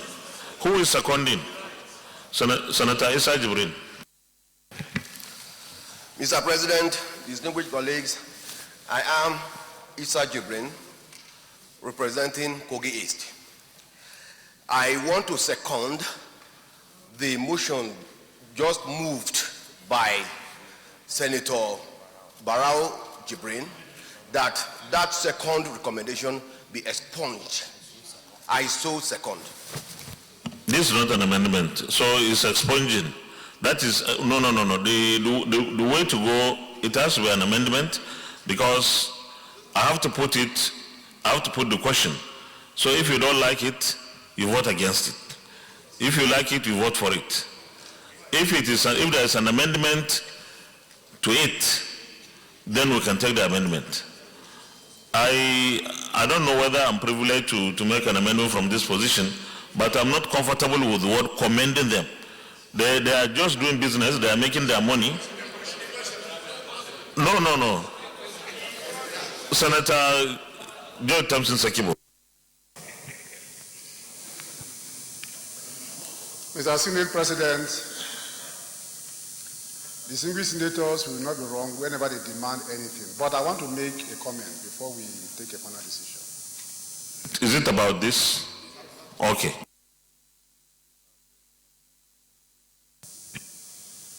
Mr. President, the Senate, the committee come by this recommendation because of the risk factor demand. It's business, yes. Many Nigerians have money, but may not take that level of business. Now he agreed brought the vessels without insurance, 63 vessels and boats, and gave them to the Navy. Nigerian Navy has their colors on it. It carries Nigerian flag, and they carry Nigerian naval guns on the vessels, such that today, if there is war, assuming there is an incursion, without seeking for approval from him or seeking for his attention, they can go to war with these vessels. For me, that is a national interest. National interest because waterways are porous. If kidnapper comes, if armed robbers comes, if piracy comes, no one to checkmate them. But the man went to bank and took money and used the money to invest and give to the Nigerian Navy to operate. I think it's national interest. That is why I think we commended him. I will put the question then. Recommendation 2, that Ocean Marine Solution Limited, OMSL, should be commended for its genuine national interests in investing over $400 million into the security at the Skeward Anchorage Area SA in particular, and the Nigerian waterways in general, by providing the needed platforms and logistics for the Nigerian Navy to effectively perform 24/7, 365 patrol operations, as well as to provide the required protection for vessels waiting to berth at Lagos ports. Those in favor of recommendation 2 say aye. Aye. Those against say nay. The ayes have it. Recommendation 3. Recommendation 3, that since no fraud is found in the operations of the OMSL and is operating at no cost to government, OMSL should be allowed to continue its operation at the SA until such a time when a better and more cost-effective system is put in place by the government. Those in favor of recommendation 3 say aye. Aye. Those against say nay. The ayes have it. Recommendation 4, that the Nigerian Navy should be properly funded to enable it procure needed vessels to clear the over 150 vessels deficit to enable them carry out their constitutional responsibilities without over-depending on private maritime logistics support companies, PMLSC. Those in favor of recommendation 4 say aye. Those against say nay. The ayes have it.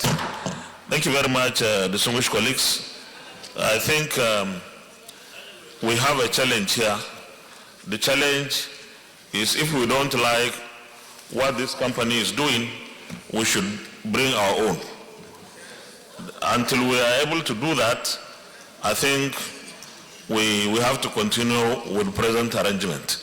Leader of the Senate. Thank you, Mr. President.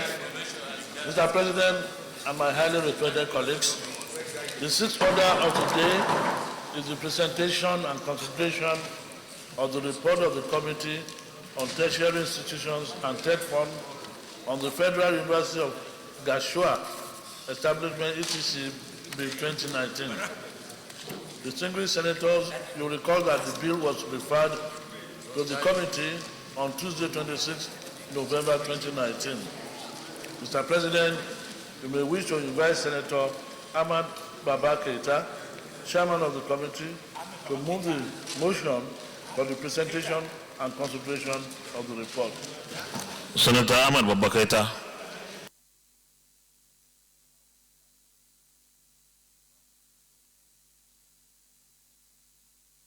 Thank you, Mr. President. I remain Senator Ahmed Baba Keita, representing Chipinazou, Katina North. I rise. Sekibo, congratulations. To move that the motion that the Senate do receive and consider the report of the Committee on Tertiary Institutions and Third Fund on the Federal University of Gashua. But before I do that, sir, because there are so many establishment bills, I want to call them one by one so that we can treat them all at once. By the time permission of the President and of the Senate, I want to move the motion all at the same time.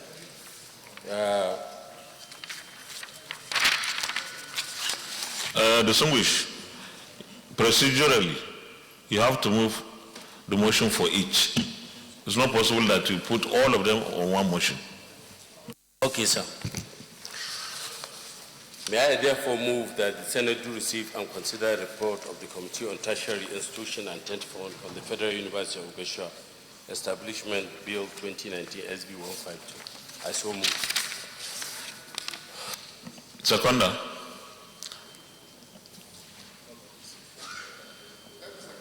Senator Bello Mandia.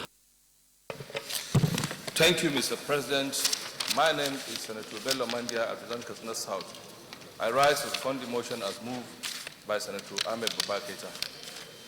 Distinguished colleagues, those in favor that the Senate receives and considers the report of the Senate Committee on Tent Fund and Tertiary Institutions, say aye. Those against say nay. The ayes have it. Senator Babaketa, you can lay the report.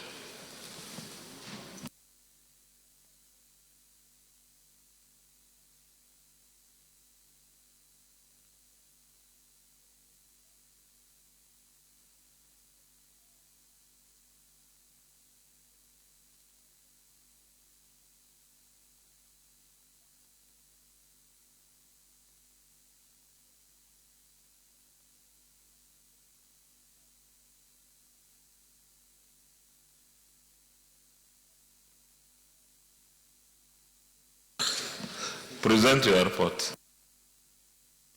And once more, I remain Ahmed Babaketa, representing Katsina North.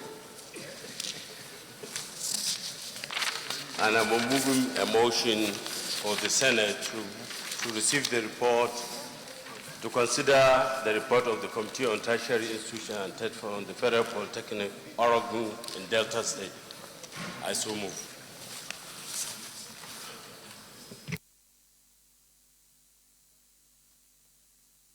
Go ahead and present the report.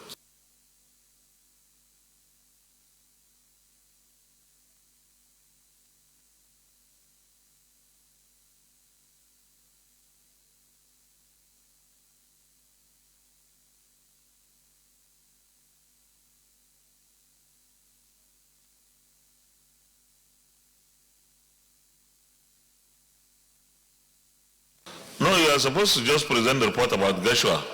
You present the report of the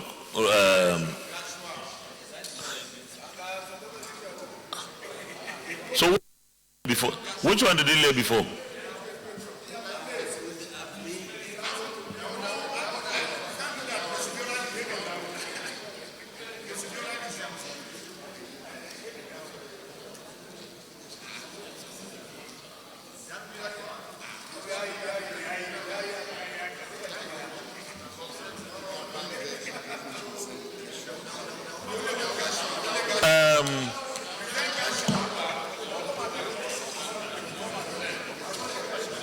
Distinguished Chairman, you present the report you have laid here, that's of Geshua. When we finish that, we go to the next. But no, it's receive and consider. It's receive and consider.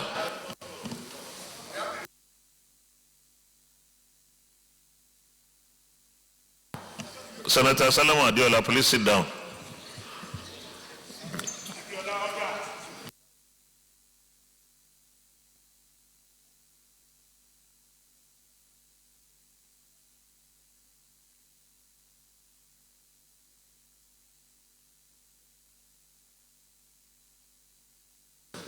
Do we all have the report now?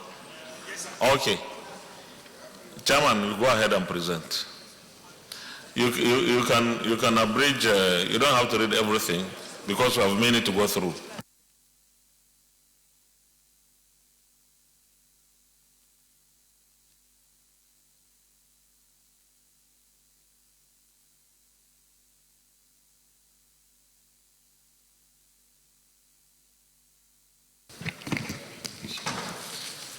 Mr. President, distinguished colleagues, You may wish to recall the Senate at its sitting on Tuesday, 26 November 2019, referred the above bill sponsored by Senator Ahmed Lawan to the Committee for further legislative input.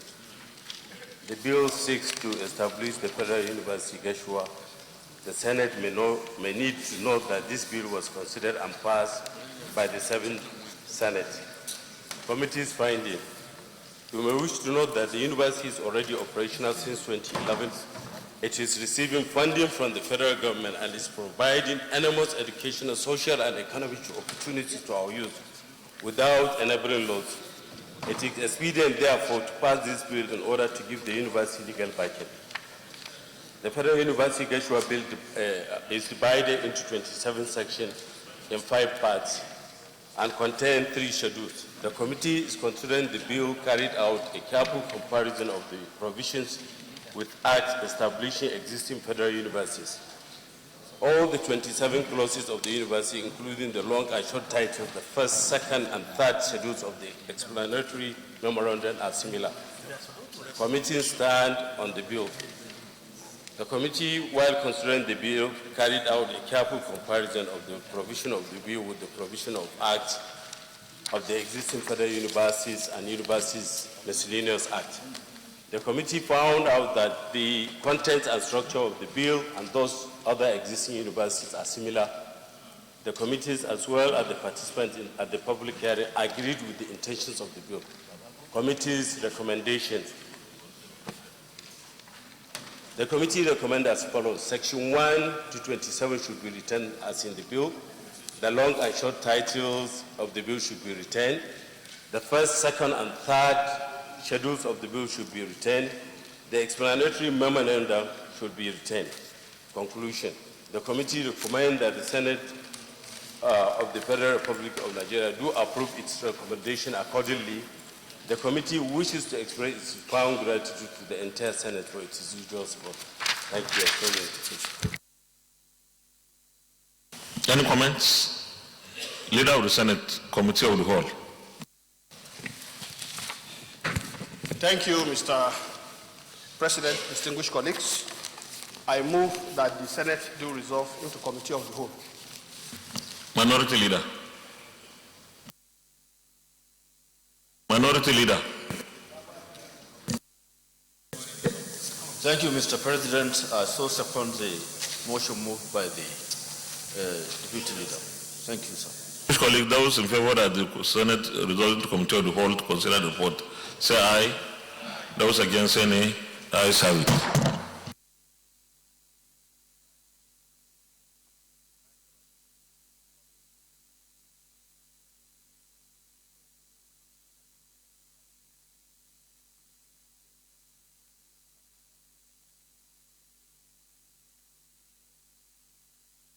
Distinguished colleagues, we have 7 of these reports to take, and most of them have all the clauses retained. So we'll be fast just to get the work done. This particular report, the bill has 27 clauses, and all of them are retained.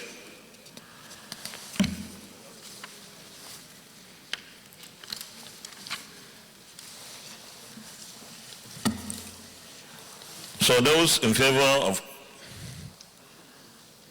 that clauses 1 to 5 stand part of the bill, say aye.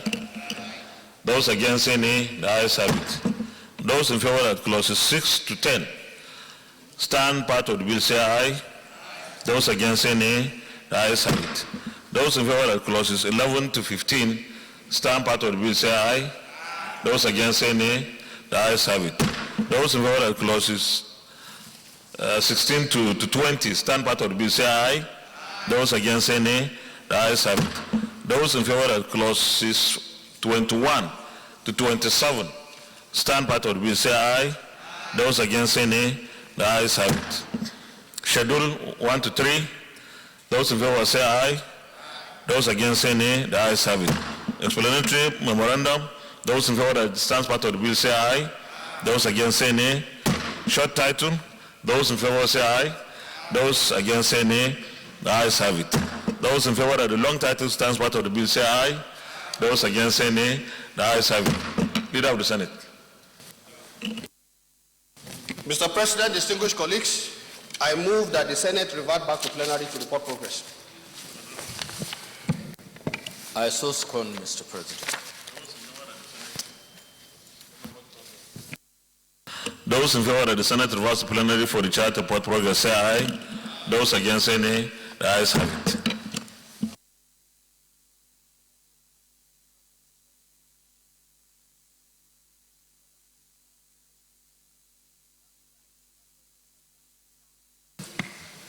Distinguished colleagues, the Senate and the Committee of the Whole considered the report of the Committee on Tertiary Institutions and Ted Fund on the Federal University of Gashua Establishment Secretarial Bill 2019 and approved as follows: clauses 1 to 26 as recommended, schedules 1 to 3 as recommended, explanatory memorandum as recommended, short title as recommended, long title as recommended.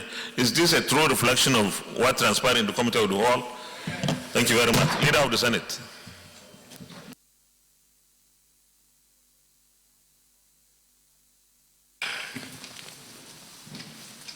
Mr. President, distinguished colleagues, I move that the Federal University of Agriculture Establishment ETC Bill 2019 be read the third time. I so move.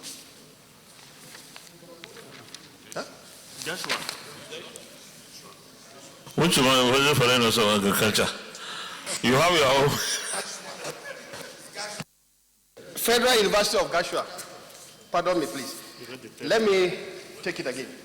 Mr. President, distinguished colleagues, I move that the bill for Federal University of Gashua Establishment ETC Bill 2019 be read the third time. I so move.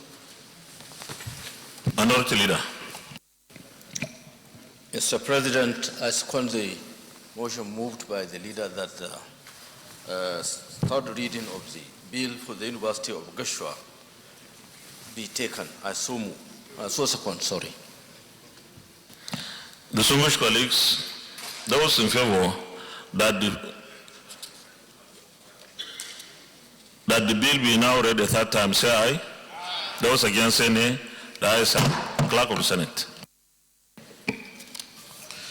Mr. President, distinguished senators, the bill for an act to establish the Federal University of Gashua to make comprehensive provisions for its due management and administration and for related matters 2019, third reading. A bill for an act to establish the Federal University of Gashua to make comprehensive provisions for its due management and administration and for related matters 2019, third reading taken and passed.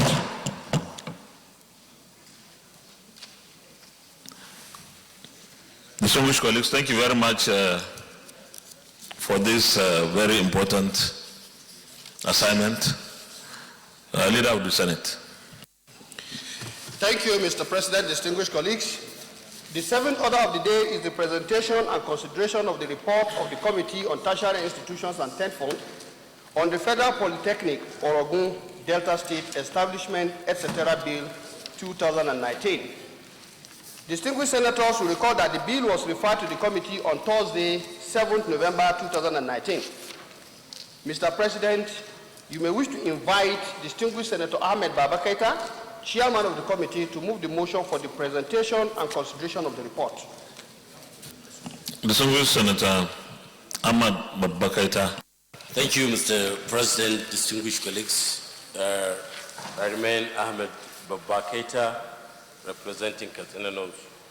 I move the motion that the Senate do receive and consider the report on the Committee on Tertiary Institution and Ted Fund of the Federal Polytechnic, Oregon, Delta State, Bill 290 SB 34.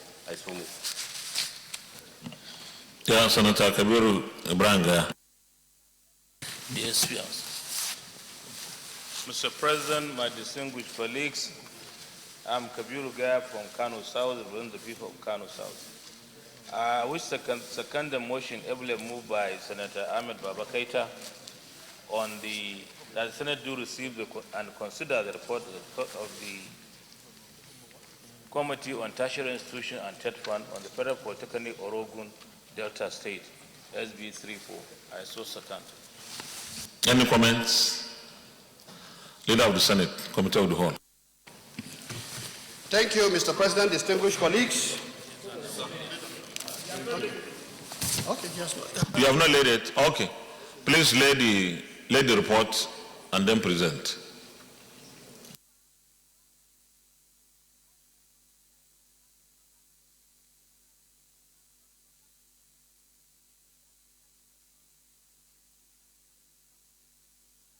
You can present the report. Thank you, Mr. President. Mr. President, you may wish to recall that the Senate on its sitting on Saturday, 7th November, referred the above bill sponsored by Senator Obi Omo Agege to the Committee for further legislative input.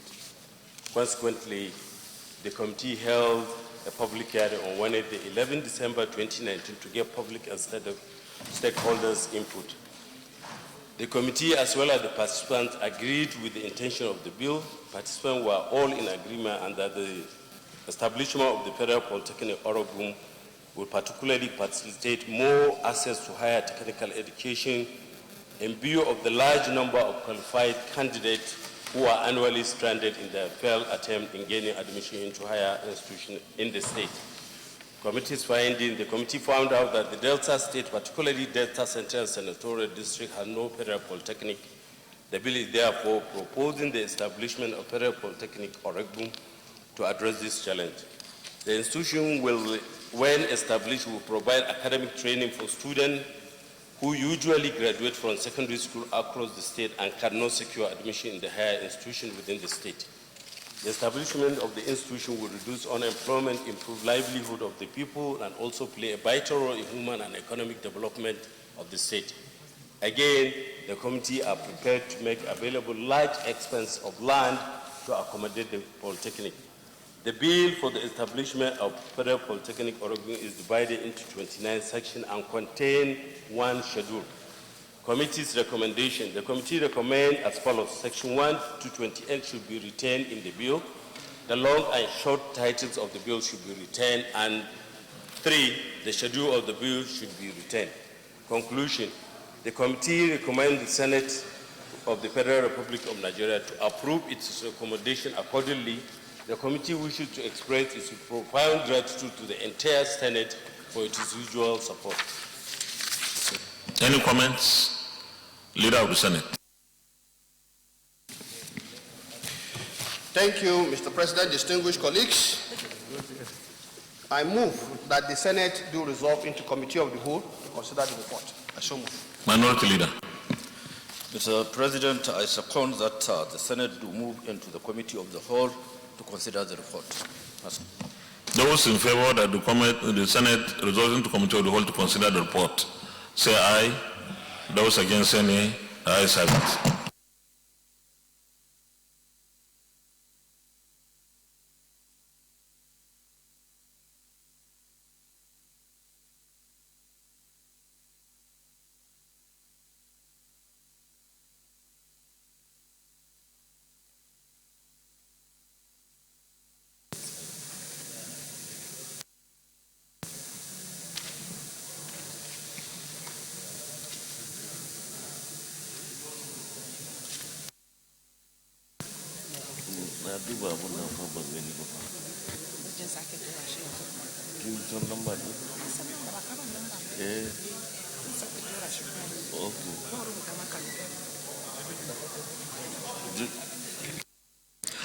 Thank you very much.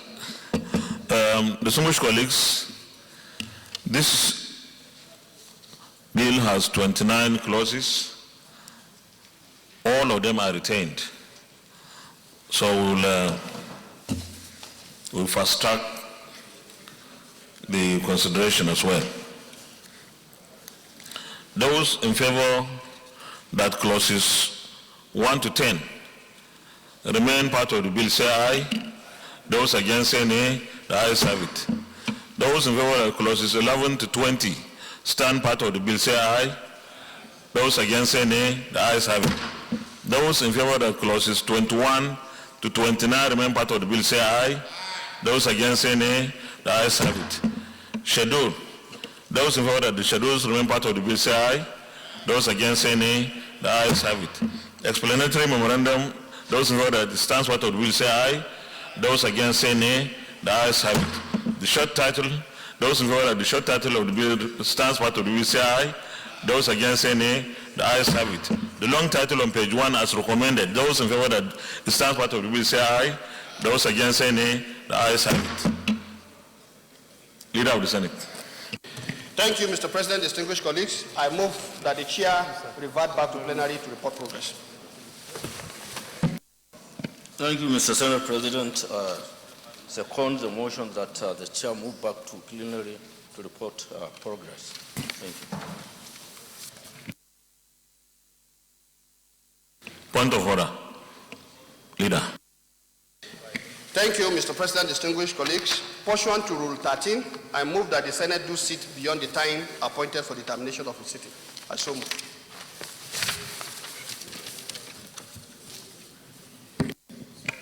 I second the motion ably moved by the leader. Those in favor that the Senate sits beyond 2 o'clock in order to consider all the items on the order paper say aye. Those against say nay. The ayes have it. Leader of the Senate. Oh, I've already put it. Okay.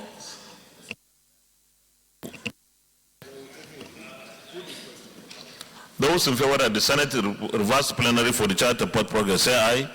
Those against say nay. The ayes have it.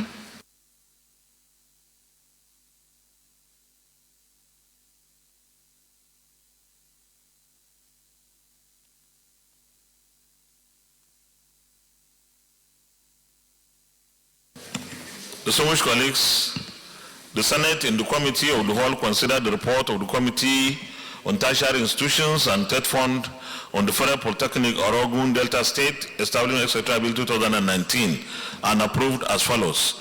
Clauses 1 to 28 as recommended, schedule as recommended, short title as recommended, long title as recommended. Is this a true reflection of what transpired in the Committee of the Whole? Thank you. Leader of the Senate. Thank you, Mr. President, distinguished colleagues. The eighth order of the day is the president.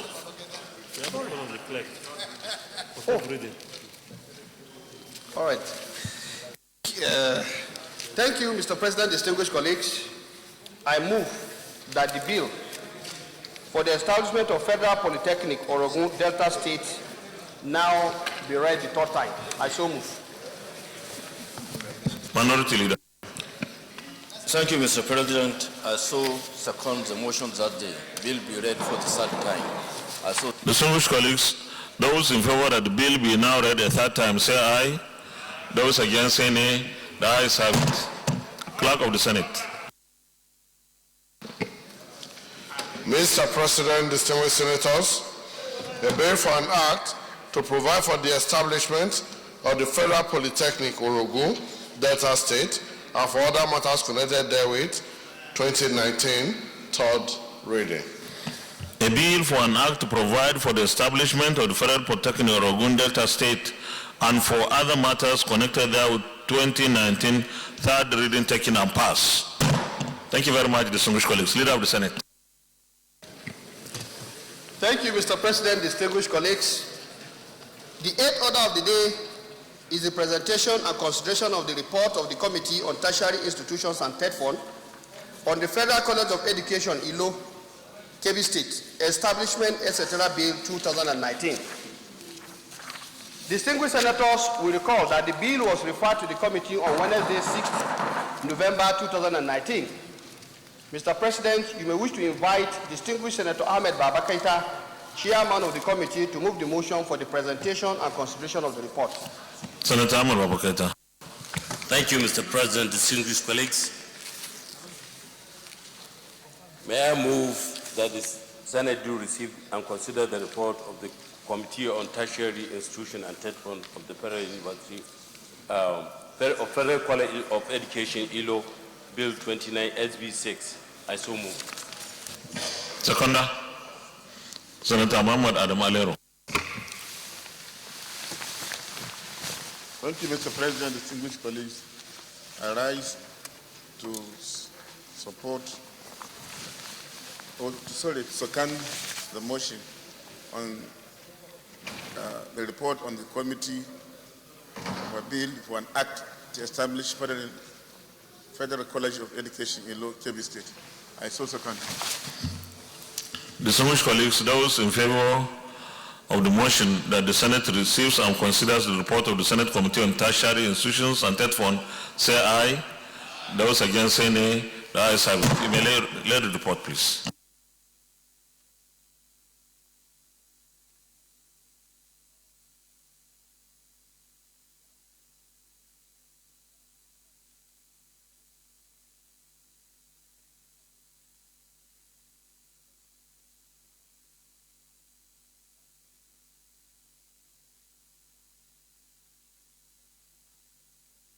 Please present the report.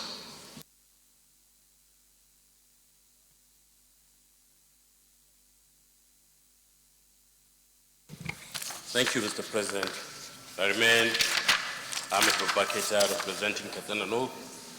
Mr. President, you may wish to recall that the Senate, at its sitting on Wednesday, 6 November 2019, referred the above bill to the Committee for further legislative input, and the bill was sponsored by the Leader of the Senate in the person of Senator Yahya Abdullah. Consequently, the committee held a public hearing on Wednesday, 11th December 2019 to get public and stakeholders' input.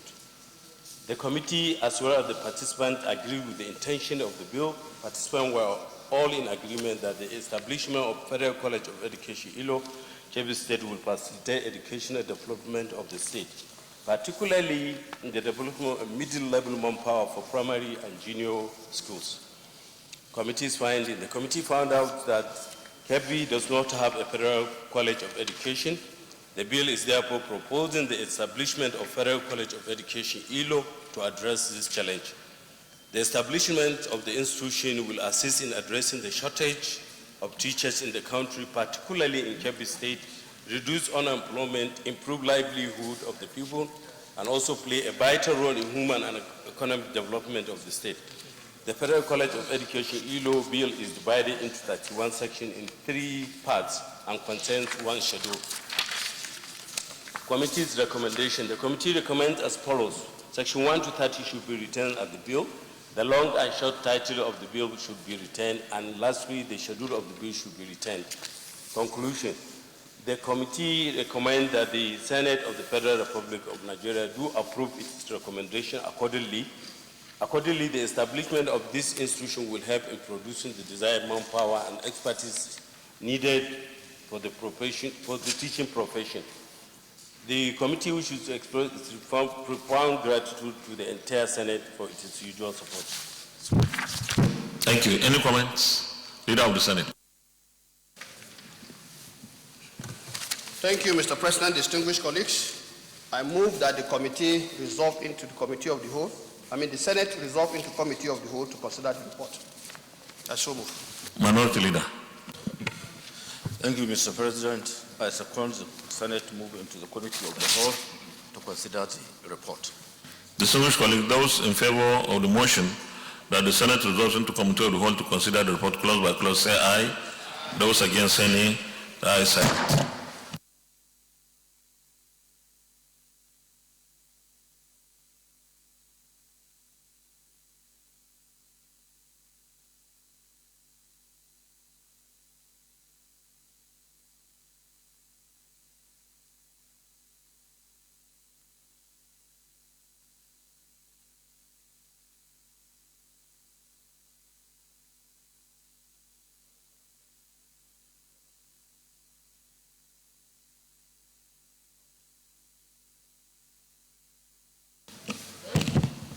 Distinguished colleagues, this is a 31 clause bill and all the clauses have been retained.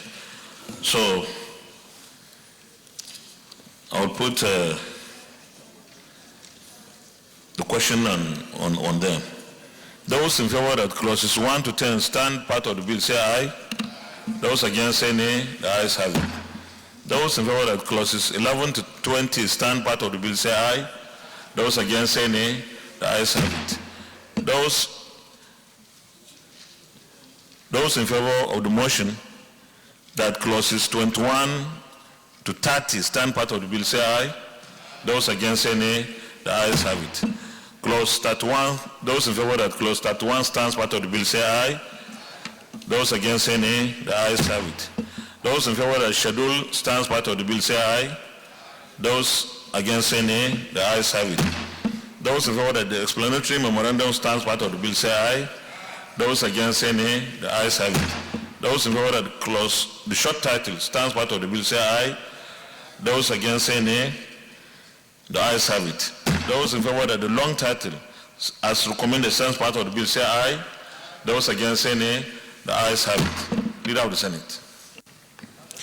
Thank you, Mr. President, distinguished colleagues. I move that the chair revert back to plenary to report progress. I so move. Mr. President, I second that the chair move back to plenary to report progress. I so second. Those in favor that the chair reports progress say aye. Those against say nay. The ayes have it.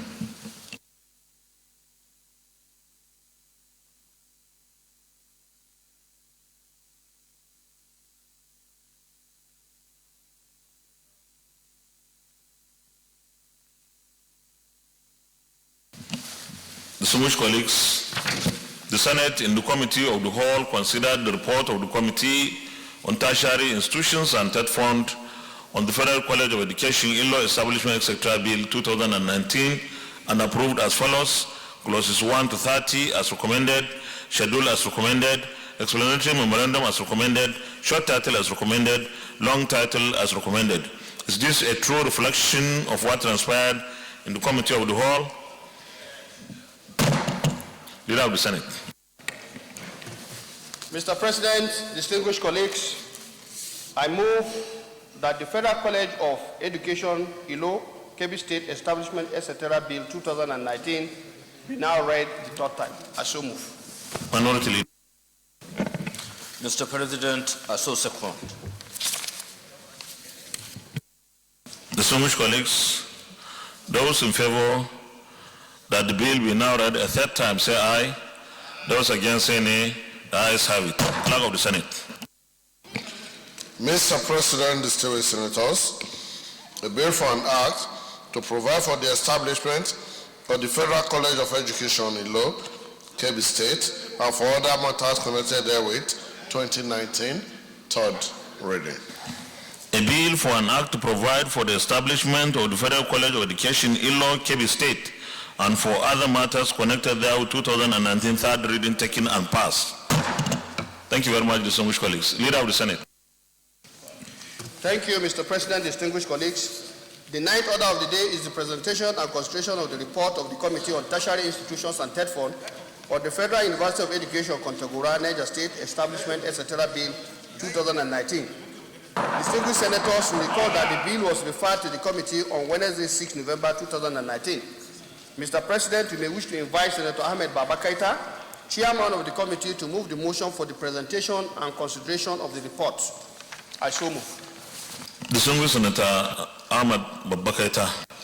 Thank you, Mr. President. Once again, a motion to decide to receive and consider the report of the Committee on Tertiary Institution and Third Fund on the Federal University of Education, Kontagora. I so move.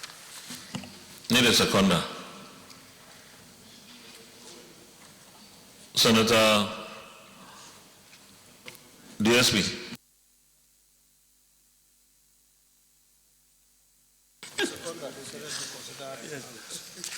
Ovi Omo Agege, Delta Central Senatorial District.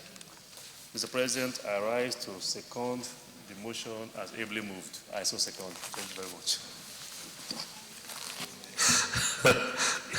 That's very clever.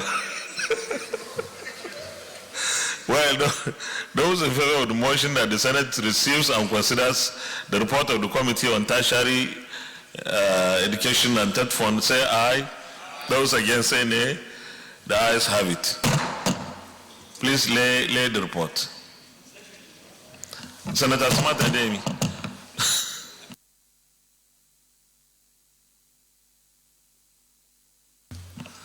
Senator Abdul Fattah Ibari, you are doing the chief whip thing. Now you have abandoned it.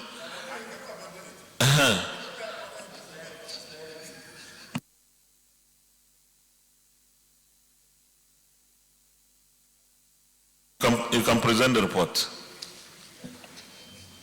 You can present the report. Thank you, Mr. President, distinguished colleagues. Mr. President, you may wish to recall that the Senate, at its sitting on Wednesday, 6 November 2019, referred the above bill sponsored by Senator Aliu Sabi Abdullahi to the Committee for further legislative input.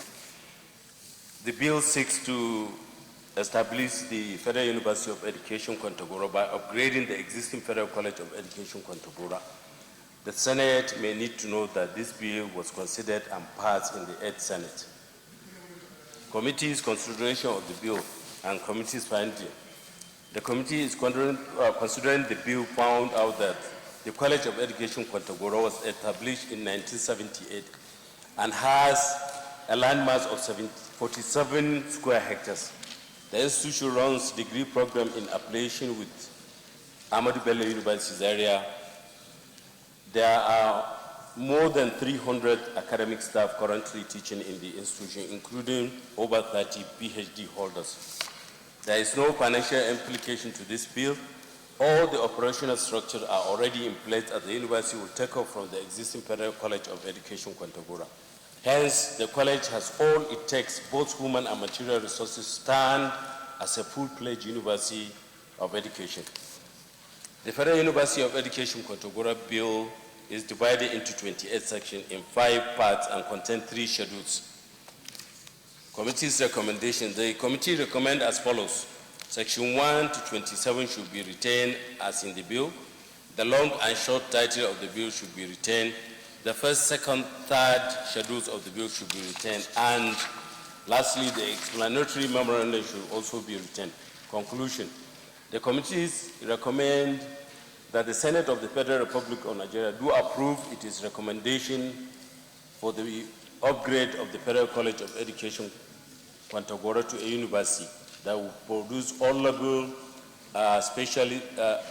specialist teachers for the entire educational system and provide a holistic development of teacher education in the country.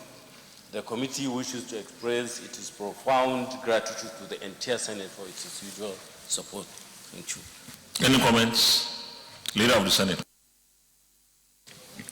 Thank you, Mr. President, distinguished colleagues. I move that the chair, the Senate, resolve into committee of the whole to consider the report. Minority Leader. Mr. President, I second the Senate move into the committee of the whole to consider the report. Distinguished colleagues, those in favor of the motion that the Senate resolve into committee of the whole to consider the report say aye. Those against say nay. The ayes have it.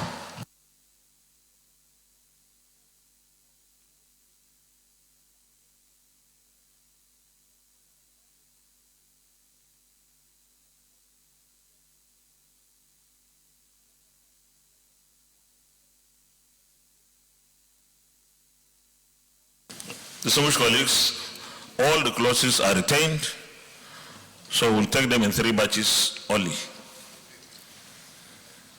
Those in favor that clauses 1 to 10 stand part of the bill say aye. Those against say nay. The ayes have it. Those in favor that clauses 11 to 20 stand part of the bill say aye. Those against say nay. The ayes have it. Those in favor that clauses 21 to 28 stand part of the bill say aye. Those against say nay. The ayes have it. Those in favor that the schedule stands part of the bill say aye. Those against say nay. The ayes have it. Those in favor that the explanatory memorandum stands part of the bill say aye. Those against say nay. The ayes have it. Those in favor that the short title stands part of the bill say aye. Those against say nay. The ayes have it. Those in favor that the long title stands part of the bill say aye. Those against say nay. The ayes have it. Leader of the Senate. Thank you, Mr. President, distinguished colleagues. I do move that the chair revert back to plenary to report progress. I so move. I second the chair reporter progress. I so second. Distinguished colleagues, those in favor that the chair reports progress say aye. Those against say nay. The ayes have it.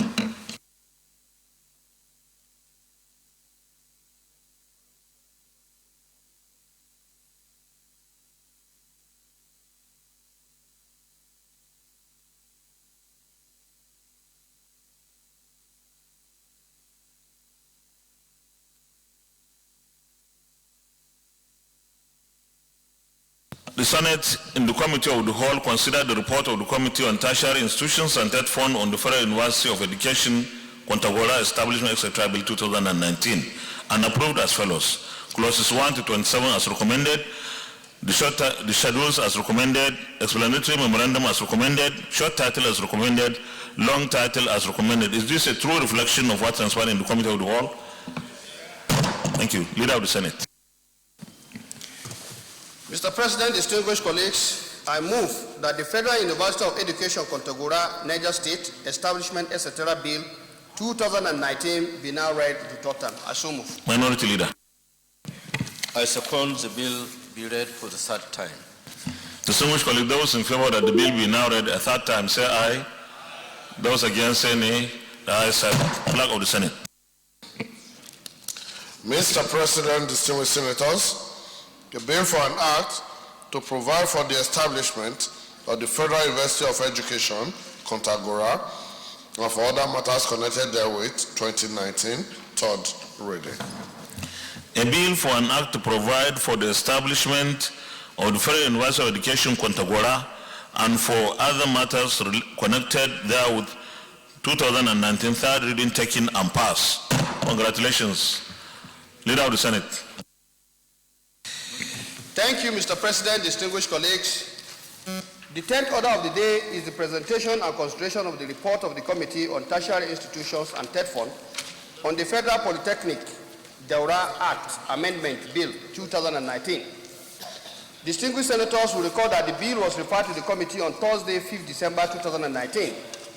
Mr. President, you may wish to invite distinguished Senator Ahmed Babakaita, Chairman of the committee, to move the motion for the presentation and consideration of the report. I so move. Senator Ahmed Babakaita. Thank you very much. Mr. President, may I move the motion that the Senate do receive and consider the report on Committee on Tertiary Institution and Third Fund of the Federal Polytechnic Daura Act Amendment Bill 2019 SB 50. I so move. Any seconder? Senator Bello Mandia.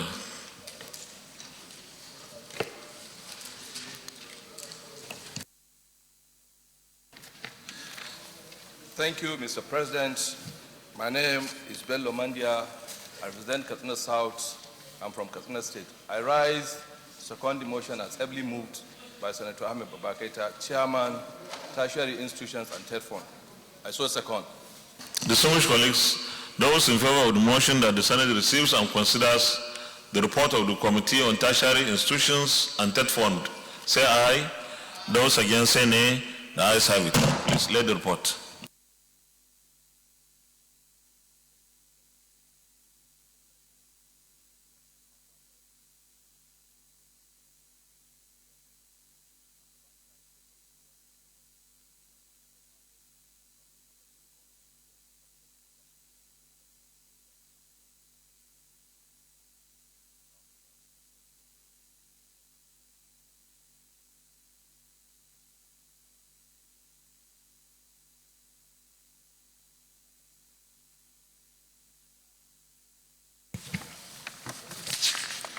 Thank you, Mr. President.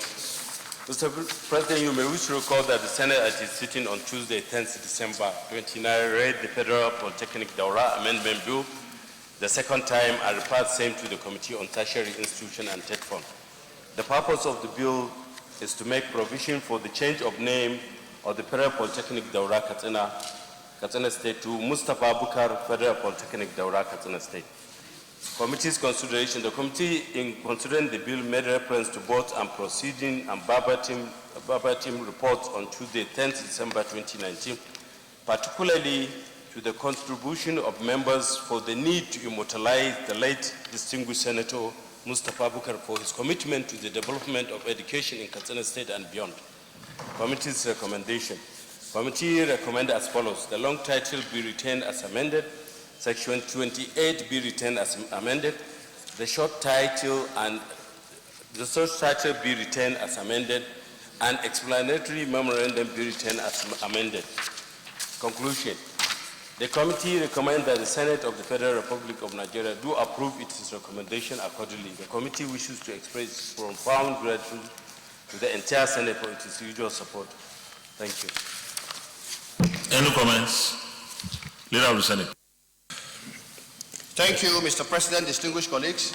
I move that the Senate do resolve into committee of the whole to consider the report. Minority Leader. Mr. President, I so second. Distinguished colleagues, those in favor of the motion that the Senate resolve into committee of the whole to consider the report say aye. Those against say nay. The ayes have it.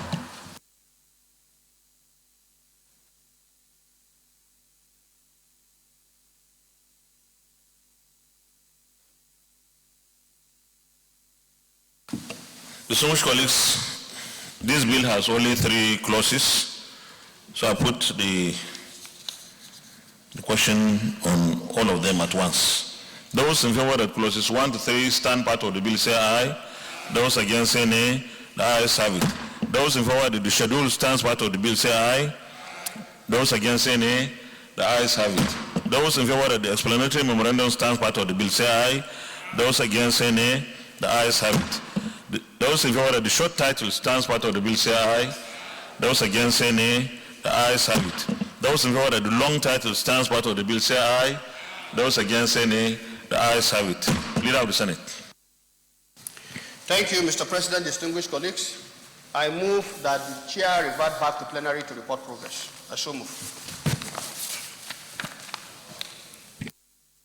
I second the chair revert to report progress. Distinguished colleagues, those in favor that the Senate reverse back to plenary for the chair to report progress say aye. Those against say nay. The ayes have it.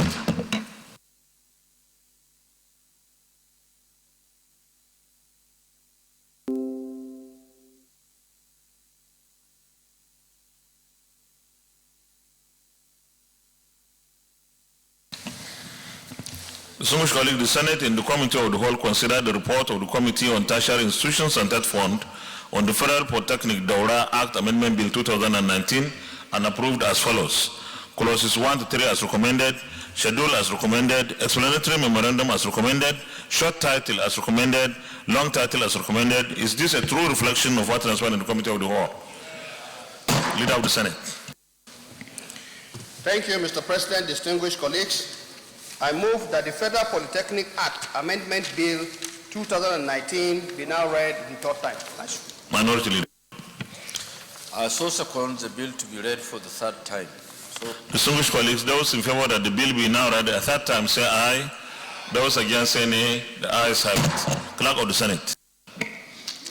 Mr. President, distinguished senators, the bill for an act to amend the Federal Polytechnic Daura, Katsina State, to Mustafa Bukar Federal Polytechnic Daura, and for related matters, 2019, 3rd reading.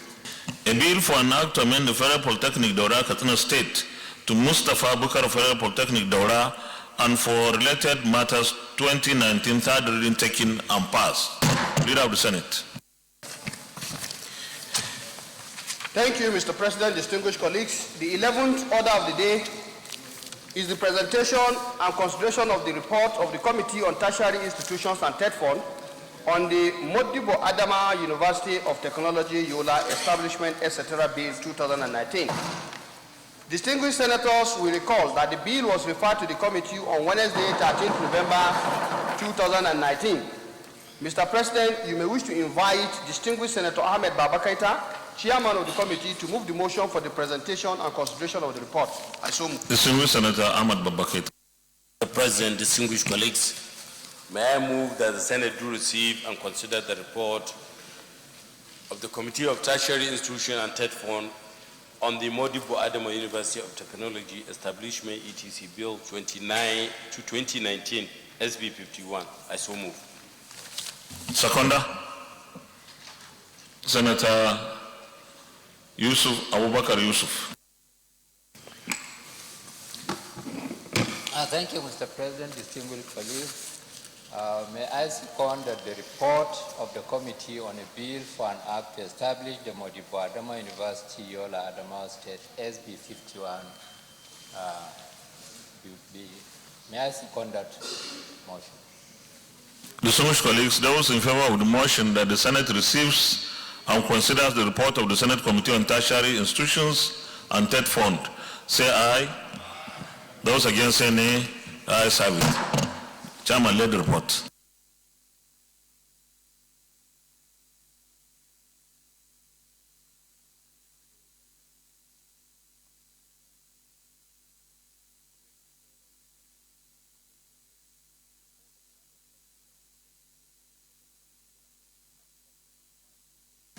I can see you are full of energy. You can present your report. Present the report.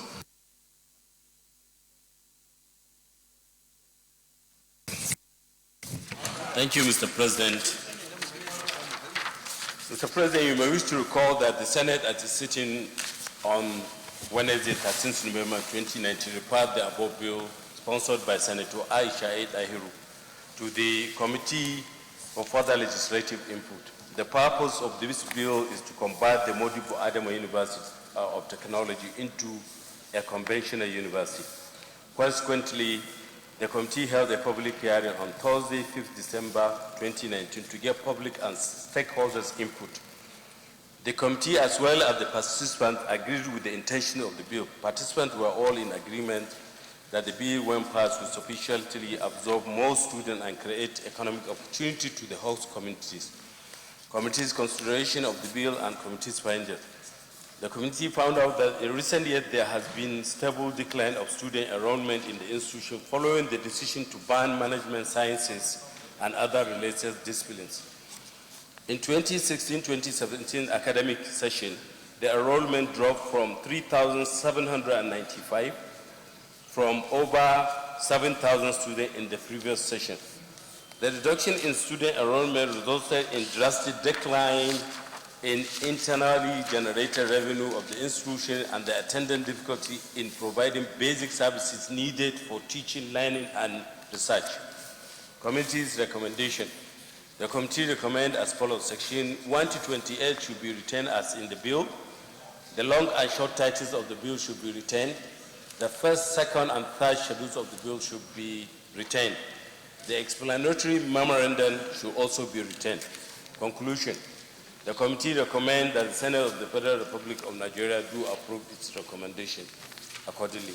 The committee wishes to express its profound gratitude to the entire Senate for its individual support. Thank you. Any comments? Leader of the Senate. Thank you, Mr. President, distinguished colleagues. I move that the Senate do resolve into Committee of the Whole to consider the report. I so move. Minority Leader. Thank you, Mr. Senate President. Second, the Senate to resolve into the Committee of the Whole to consider the report.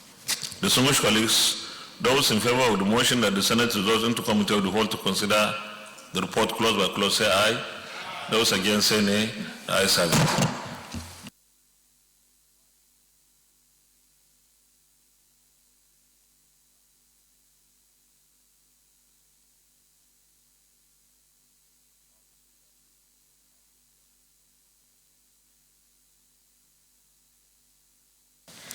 Distinguished colleagues, just like the previous bills, this bill has all the clauses, 29 of them retained.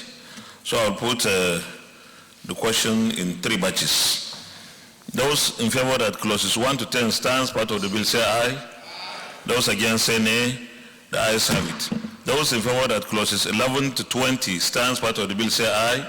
Those against say nay. The ayes have it. Those in favor that clauses 21 to 29 stand part of the bill say aye. Those against say nay. The ayes have it.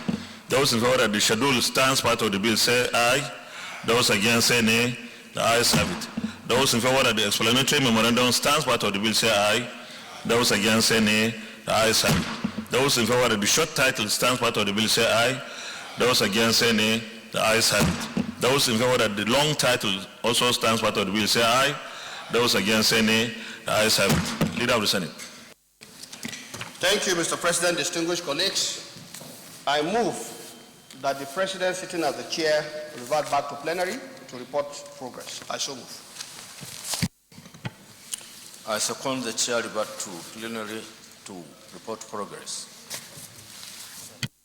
Those in favor that the chair reports progress say aye. Those against say nay. The ayes have it.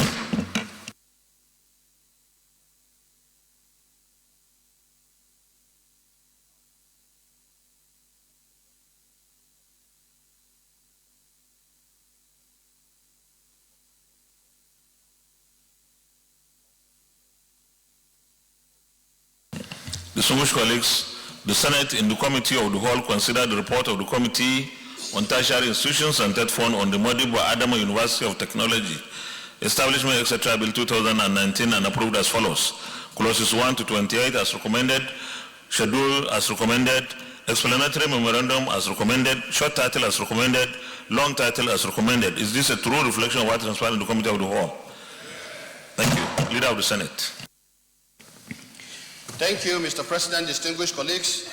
I move that the Modibo Adamawa University of Technology, Yola Establishment, etc. Bill 2019 be now read the third time. I so move. Minority Leader. Mr. President, I second the bill be read for the third time. Those in favor that the bill be now read a third time say aye. Those against say nay. The ayes have it. Clerk of the Senate. Mr. President, distinguished senators, a bill for an act to provide for the establishment of the Modibo Adama University, Yola, and for other matters connected therewith, 2019, third reading. A bill for an act to provide for the establishment of the Modibo Adama University, Yola, and for other matters connected therewith, 2019, third reading taken and passed. Congratulations, Binani. Leader of the Senate. Thank you, Mr. President, distinguished colleagues. The 12th order of the day is the presentation and consideration of the report of the Committee on Tertiary Institutions and Third Fund on the University of Agriculture and Technology Funtua Establishment, etc. Bill 2019. Distinguished senators will recall that the bill was referred to the committee on Wednesday, 20th November 2019. Mr. President, you may wish to invite distinguished Senator Ahmed Babakaita, Chairman of the committee, to move the motion for the presentation and consideration of the report. I so move. Once again, Senator Ahmed Babakaita. Thank you, Mr. President, distinguished colleagues. May I move the motion that the Senate do receive and consider the report of the Committee of Tertiary Institution and Third Fund on the Federal University of Agriculture and Technology, Funtua, SB 150. I so move. I'm looking for a seconder. Senator Ibrahim Gobir. Thank you very much, Your Excellency. My name is Ibrahim Gobir. I second that report of the Committee on a bill for an act to provide for the establishment of the Federal University of Agriculture and Technology, Funtua, Katsina State, be considered. Distinguished colleagues, those in favor of the motion that the Senate receives and considers the report of the Senate Committee on Tertiary Institutions and Third Fund, say aye. Those against say nay. The ayes have it. Leader of the Senate. Babakaita, distinguished, lay the report, please.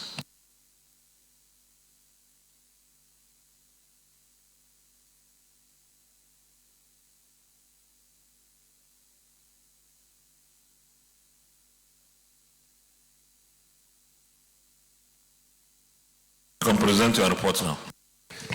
Thank you, Mr. President.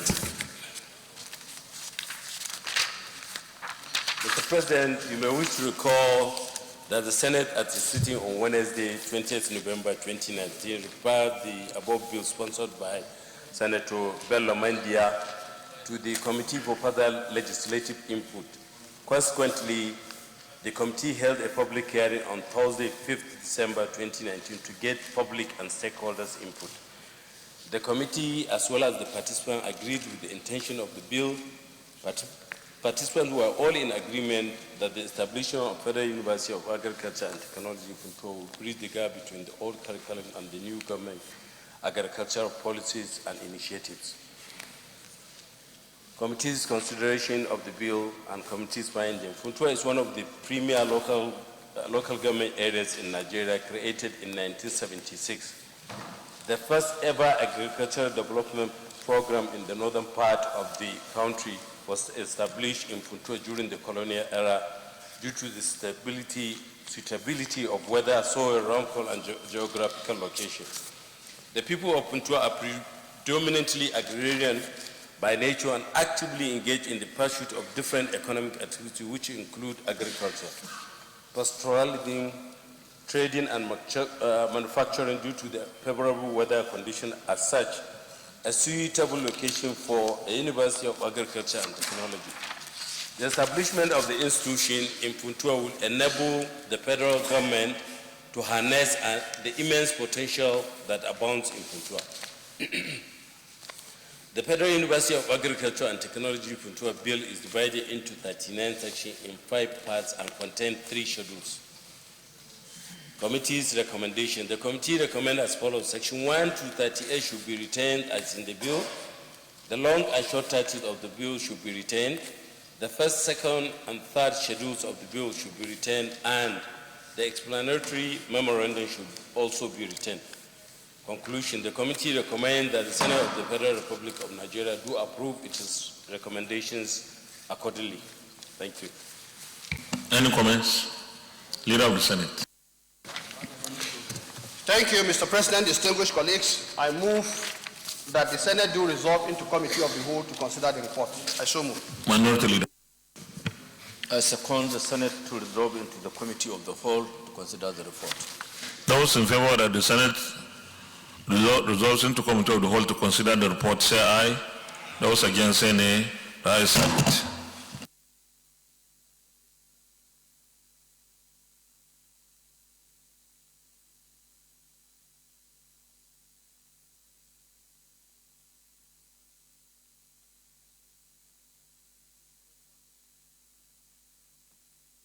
Distinguished colleagues, this bill has 38 clauses, and I will take them in 4 batches. Those in favor that clauses 1 to 10 stand part of the bill, say aye. Those against, say nay. The ayes have it. Those in favor that clauses 11 to 20 stand part of the bill, say aye. Those against, say nay. The ayes have it. Those in favor that clauses 21 to 30 stand part of the bill, say aye. Those against, say nay. The ayes have it. Those in favor that clauses 31 to 38 stand part of the bill, say aye. Those against, say nay. The ayes have it. Those in favor that the schedule stands part of the bill, say aye. Those against, say nay. The ayes have it. Those in favor that the explanatory memorandum stands part of the bill, say aye. Those against, say nay. The ayes have it. Those in favor that the short title stands part of the bill, say aye. Those against, say nay. The ayes have it. Those in favor that the long title stands part of the bill, say aye. Those against, say nay. The ayes have it. Leader of the Senate. Thank you, Mr. President, distinguished colleagues. I move that the chair revert back to plenary to report progress. I so move. I second the chair report progress. I so second. Distinguished colleagues, those in favor that the chair reports progress, say aye. Those against, say nay. The ayes have it.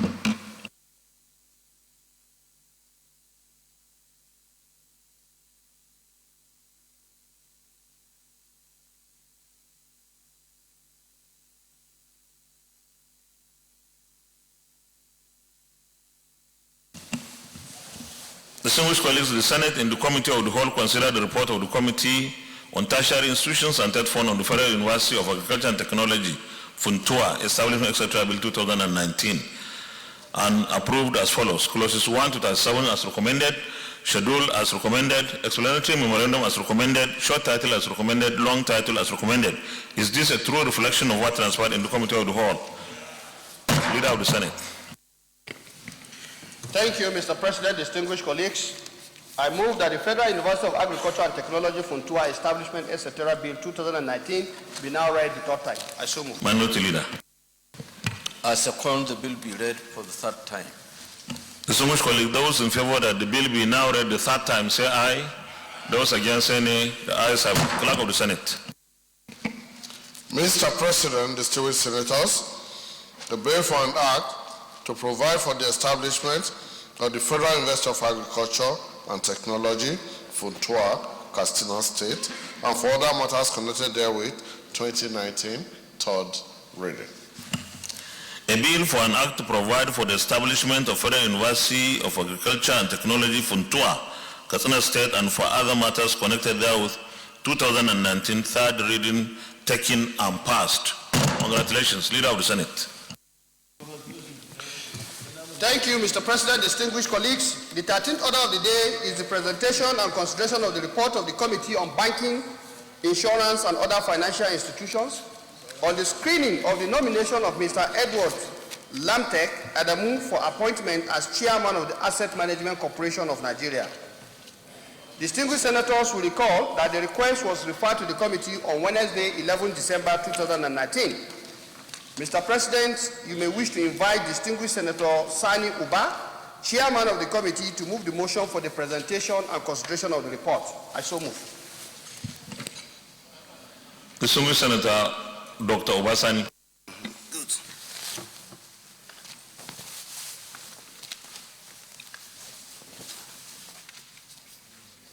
Mr. President, distinguished colleagues, my name is Ubasani, representing Kaduna Central.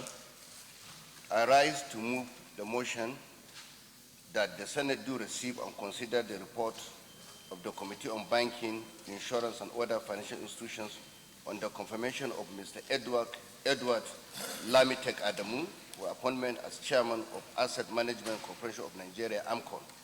I so move, Mr. President.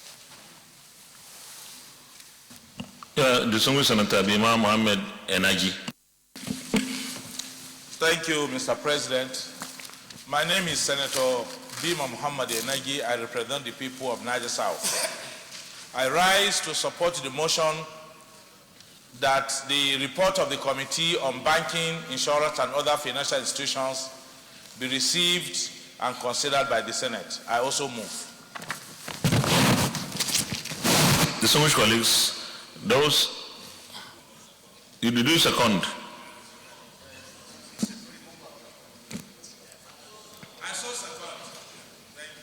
Okay, those in favor that the Senate receives and considers the report of the Senate Committee on Banking, say aye.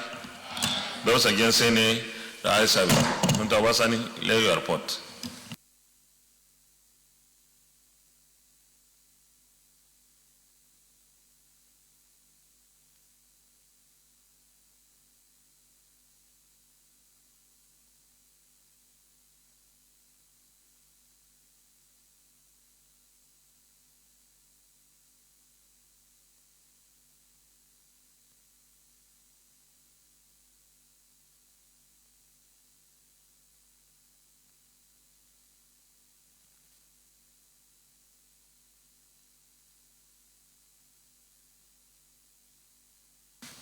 You can present the report.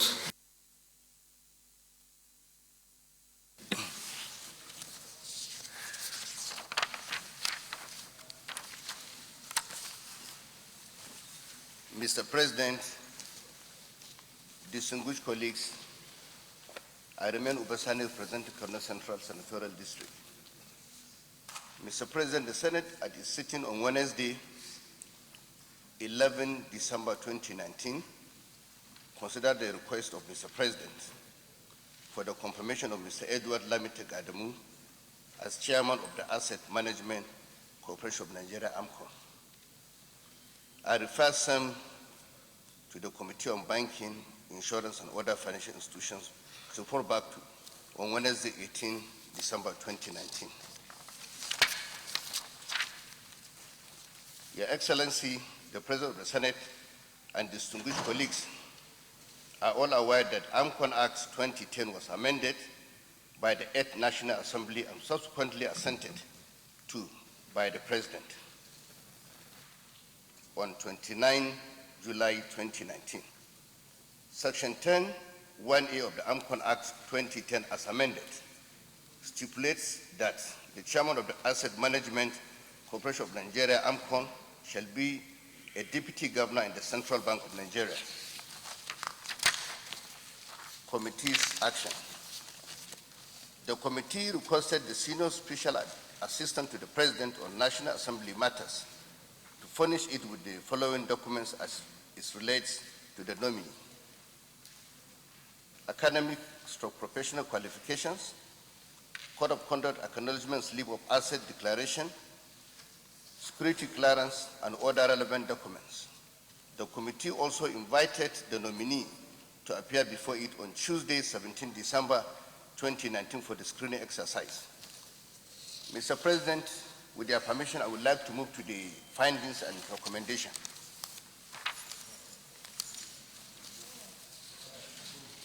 Mr. President, with your permission, I would like to go straight to the findings and recommendation of the report. Please do so.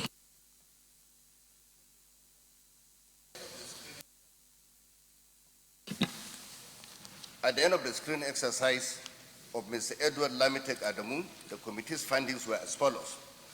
1, that the nomination is in compliance with Section 10(1)(a) of the AMCON Act 2010 as amended, which stipulates that the chairman of the corporation shall be a deputy governor of the Central Bank of Nigeria.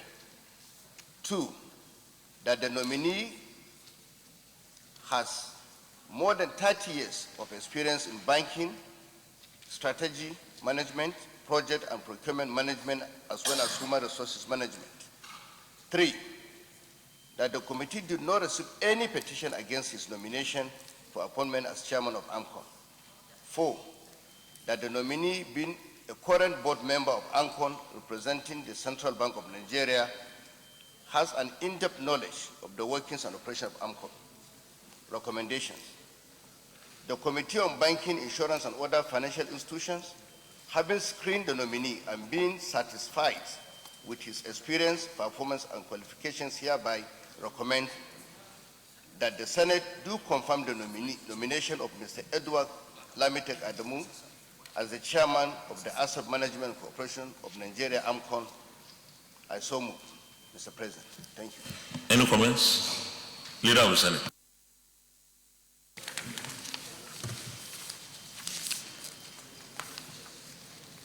Mr. President,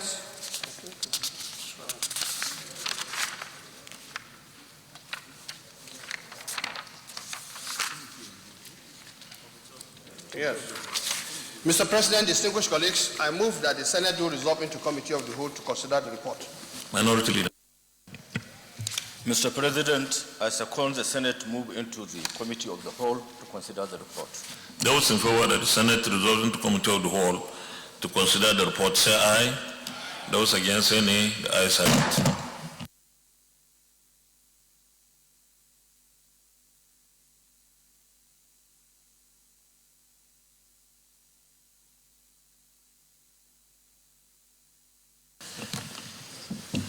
Distinguished colleagues, here we do the approval. So I'll put the question. Will the Senate approve the nomination of Mr. Edward Lamitek Adamu for appointment as chairman of the Asset Management Corporation of Nigeria? Those in favor say aye. Those against say nay. The ayes have it. Leader of the Senate. Mr. President, distinguished colleagues, I move that the chair revert back to plenary to report progress. I so move.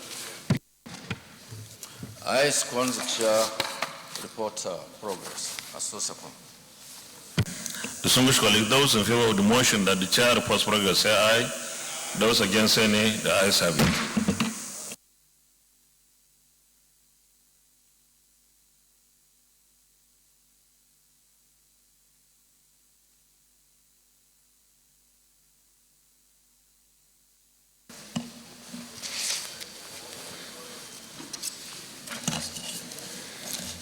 Distinguished colleagues, the Senate and the Committee of the Whole considered the report of the Committee on Banking, Insurance and Other Financial Institutions on the screening of Mr. President's nominee for appointment as Chairman of the Asset Management Corporation of Nigeria, AMCON, and approved the nomination of Mr. Edward Lamitek Adamu as Chairman of the Asset Management Corporation of Nigeria, AMCON.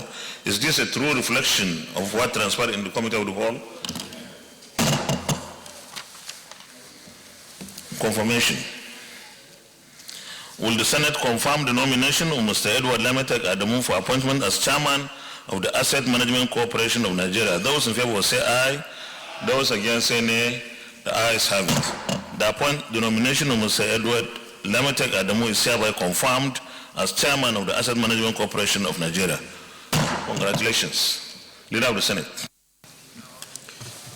Thank you, Mr. President, distinguished colleagues. The 14th order of the day is the presentation and consideration of the report of the Committee on Niger Delta.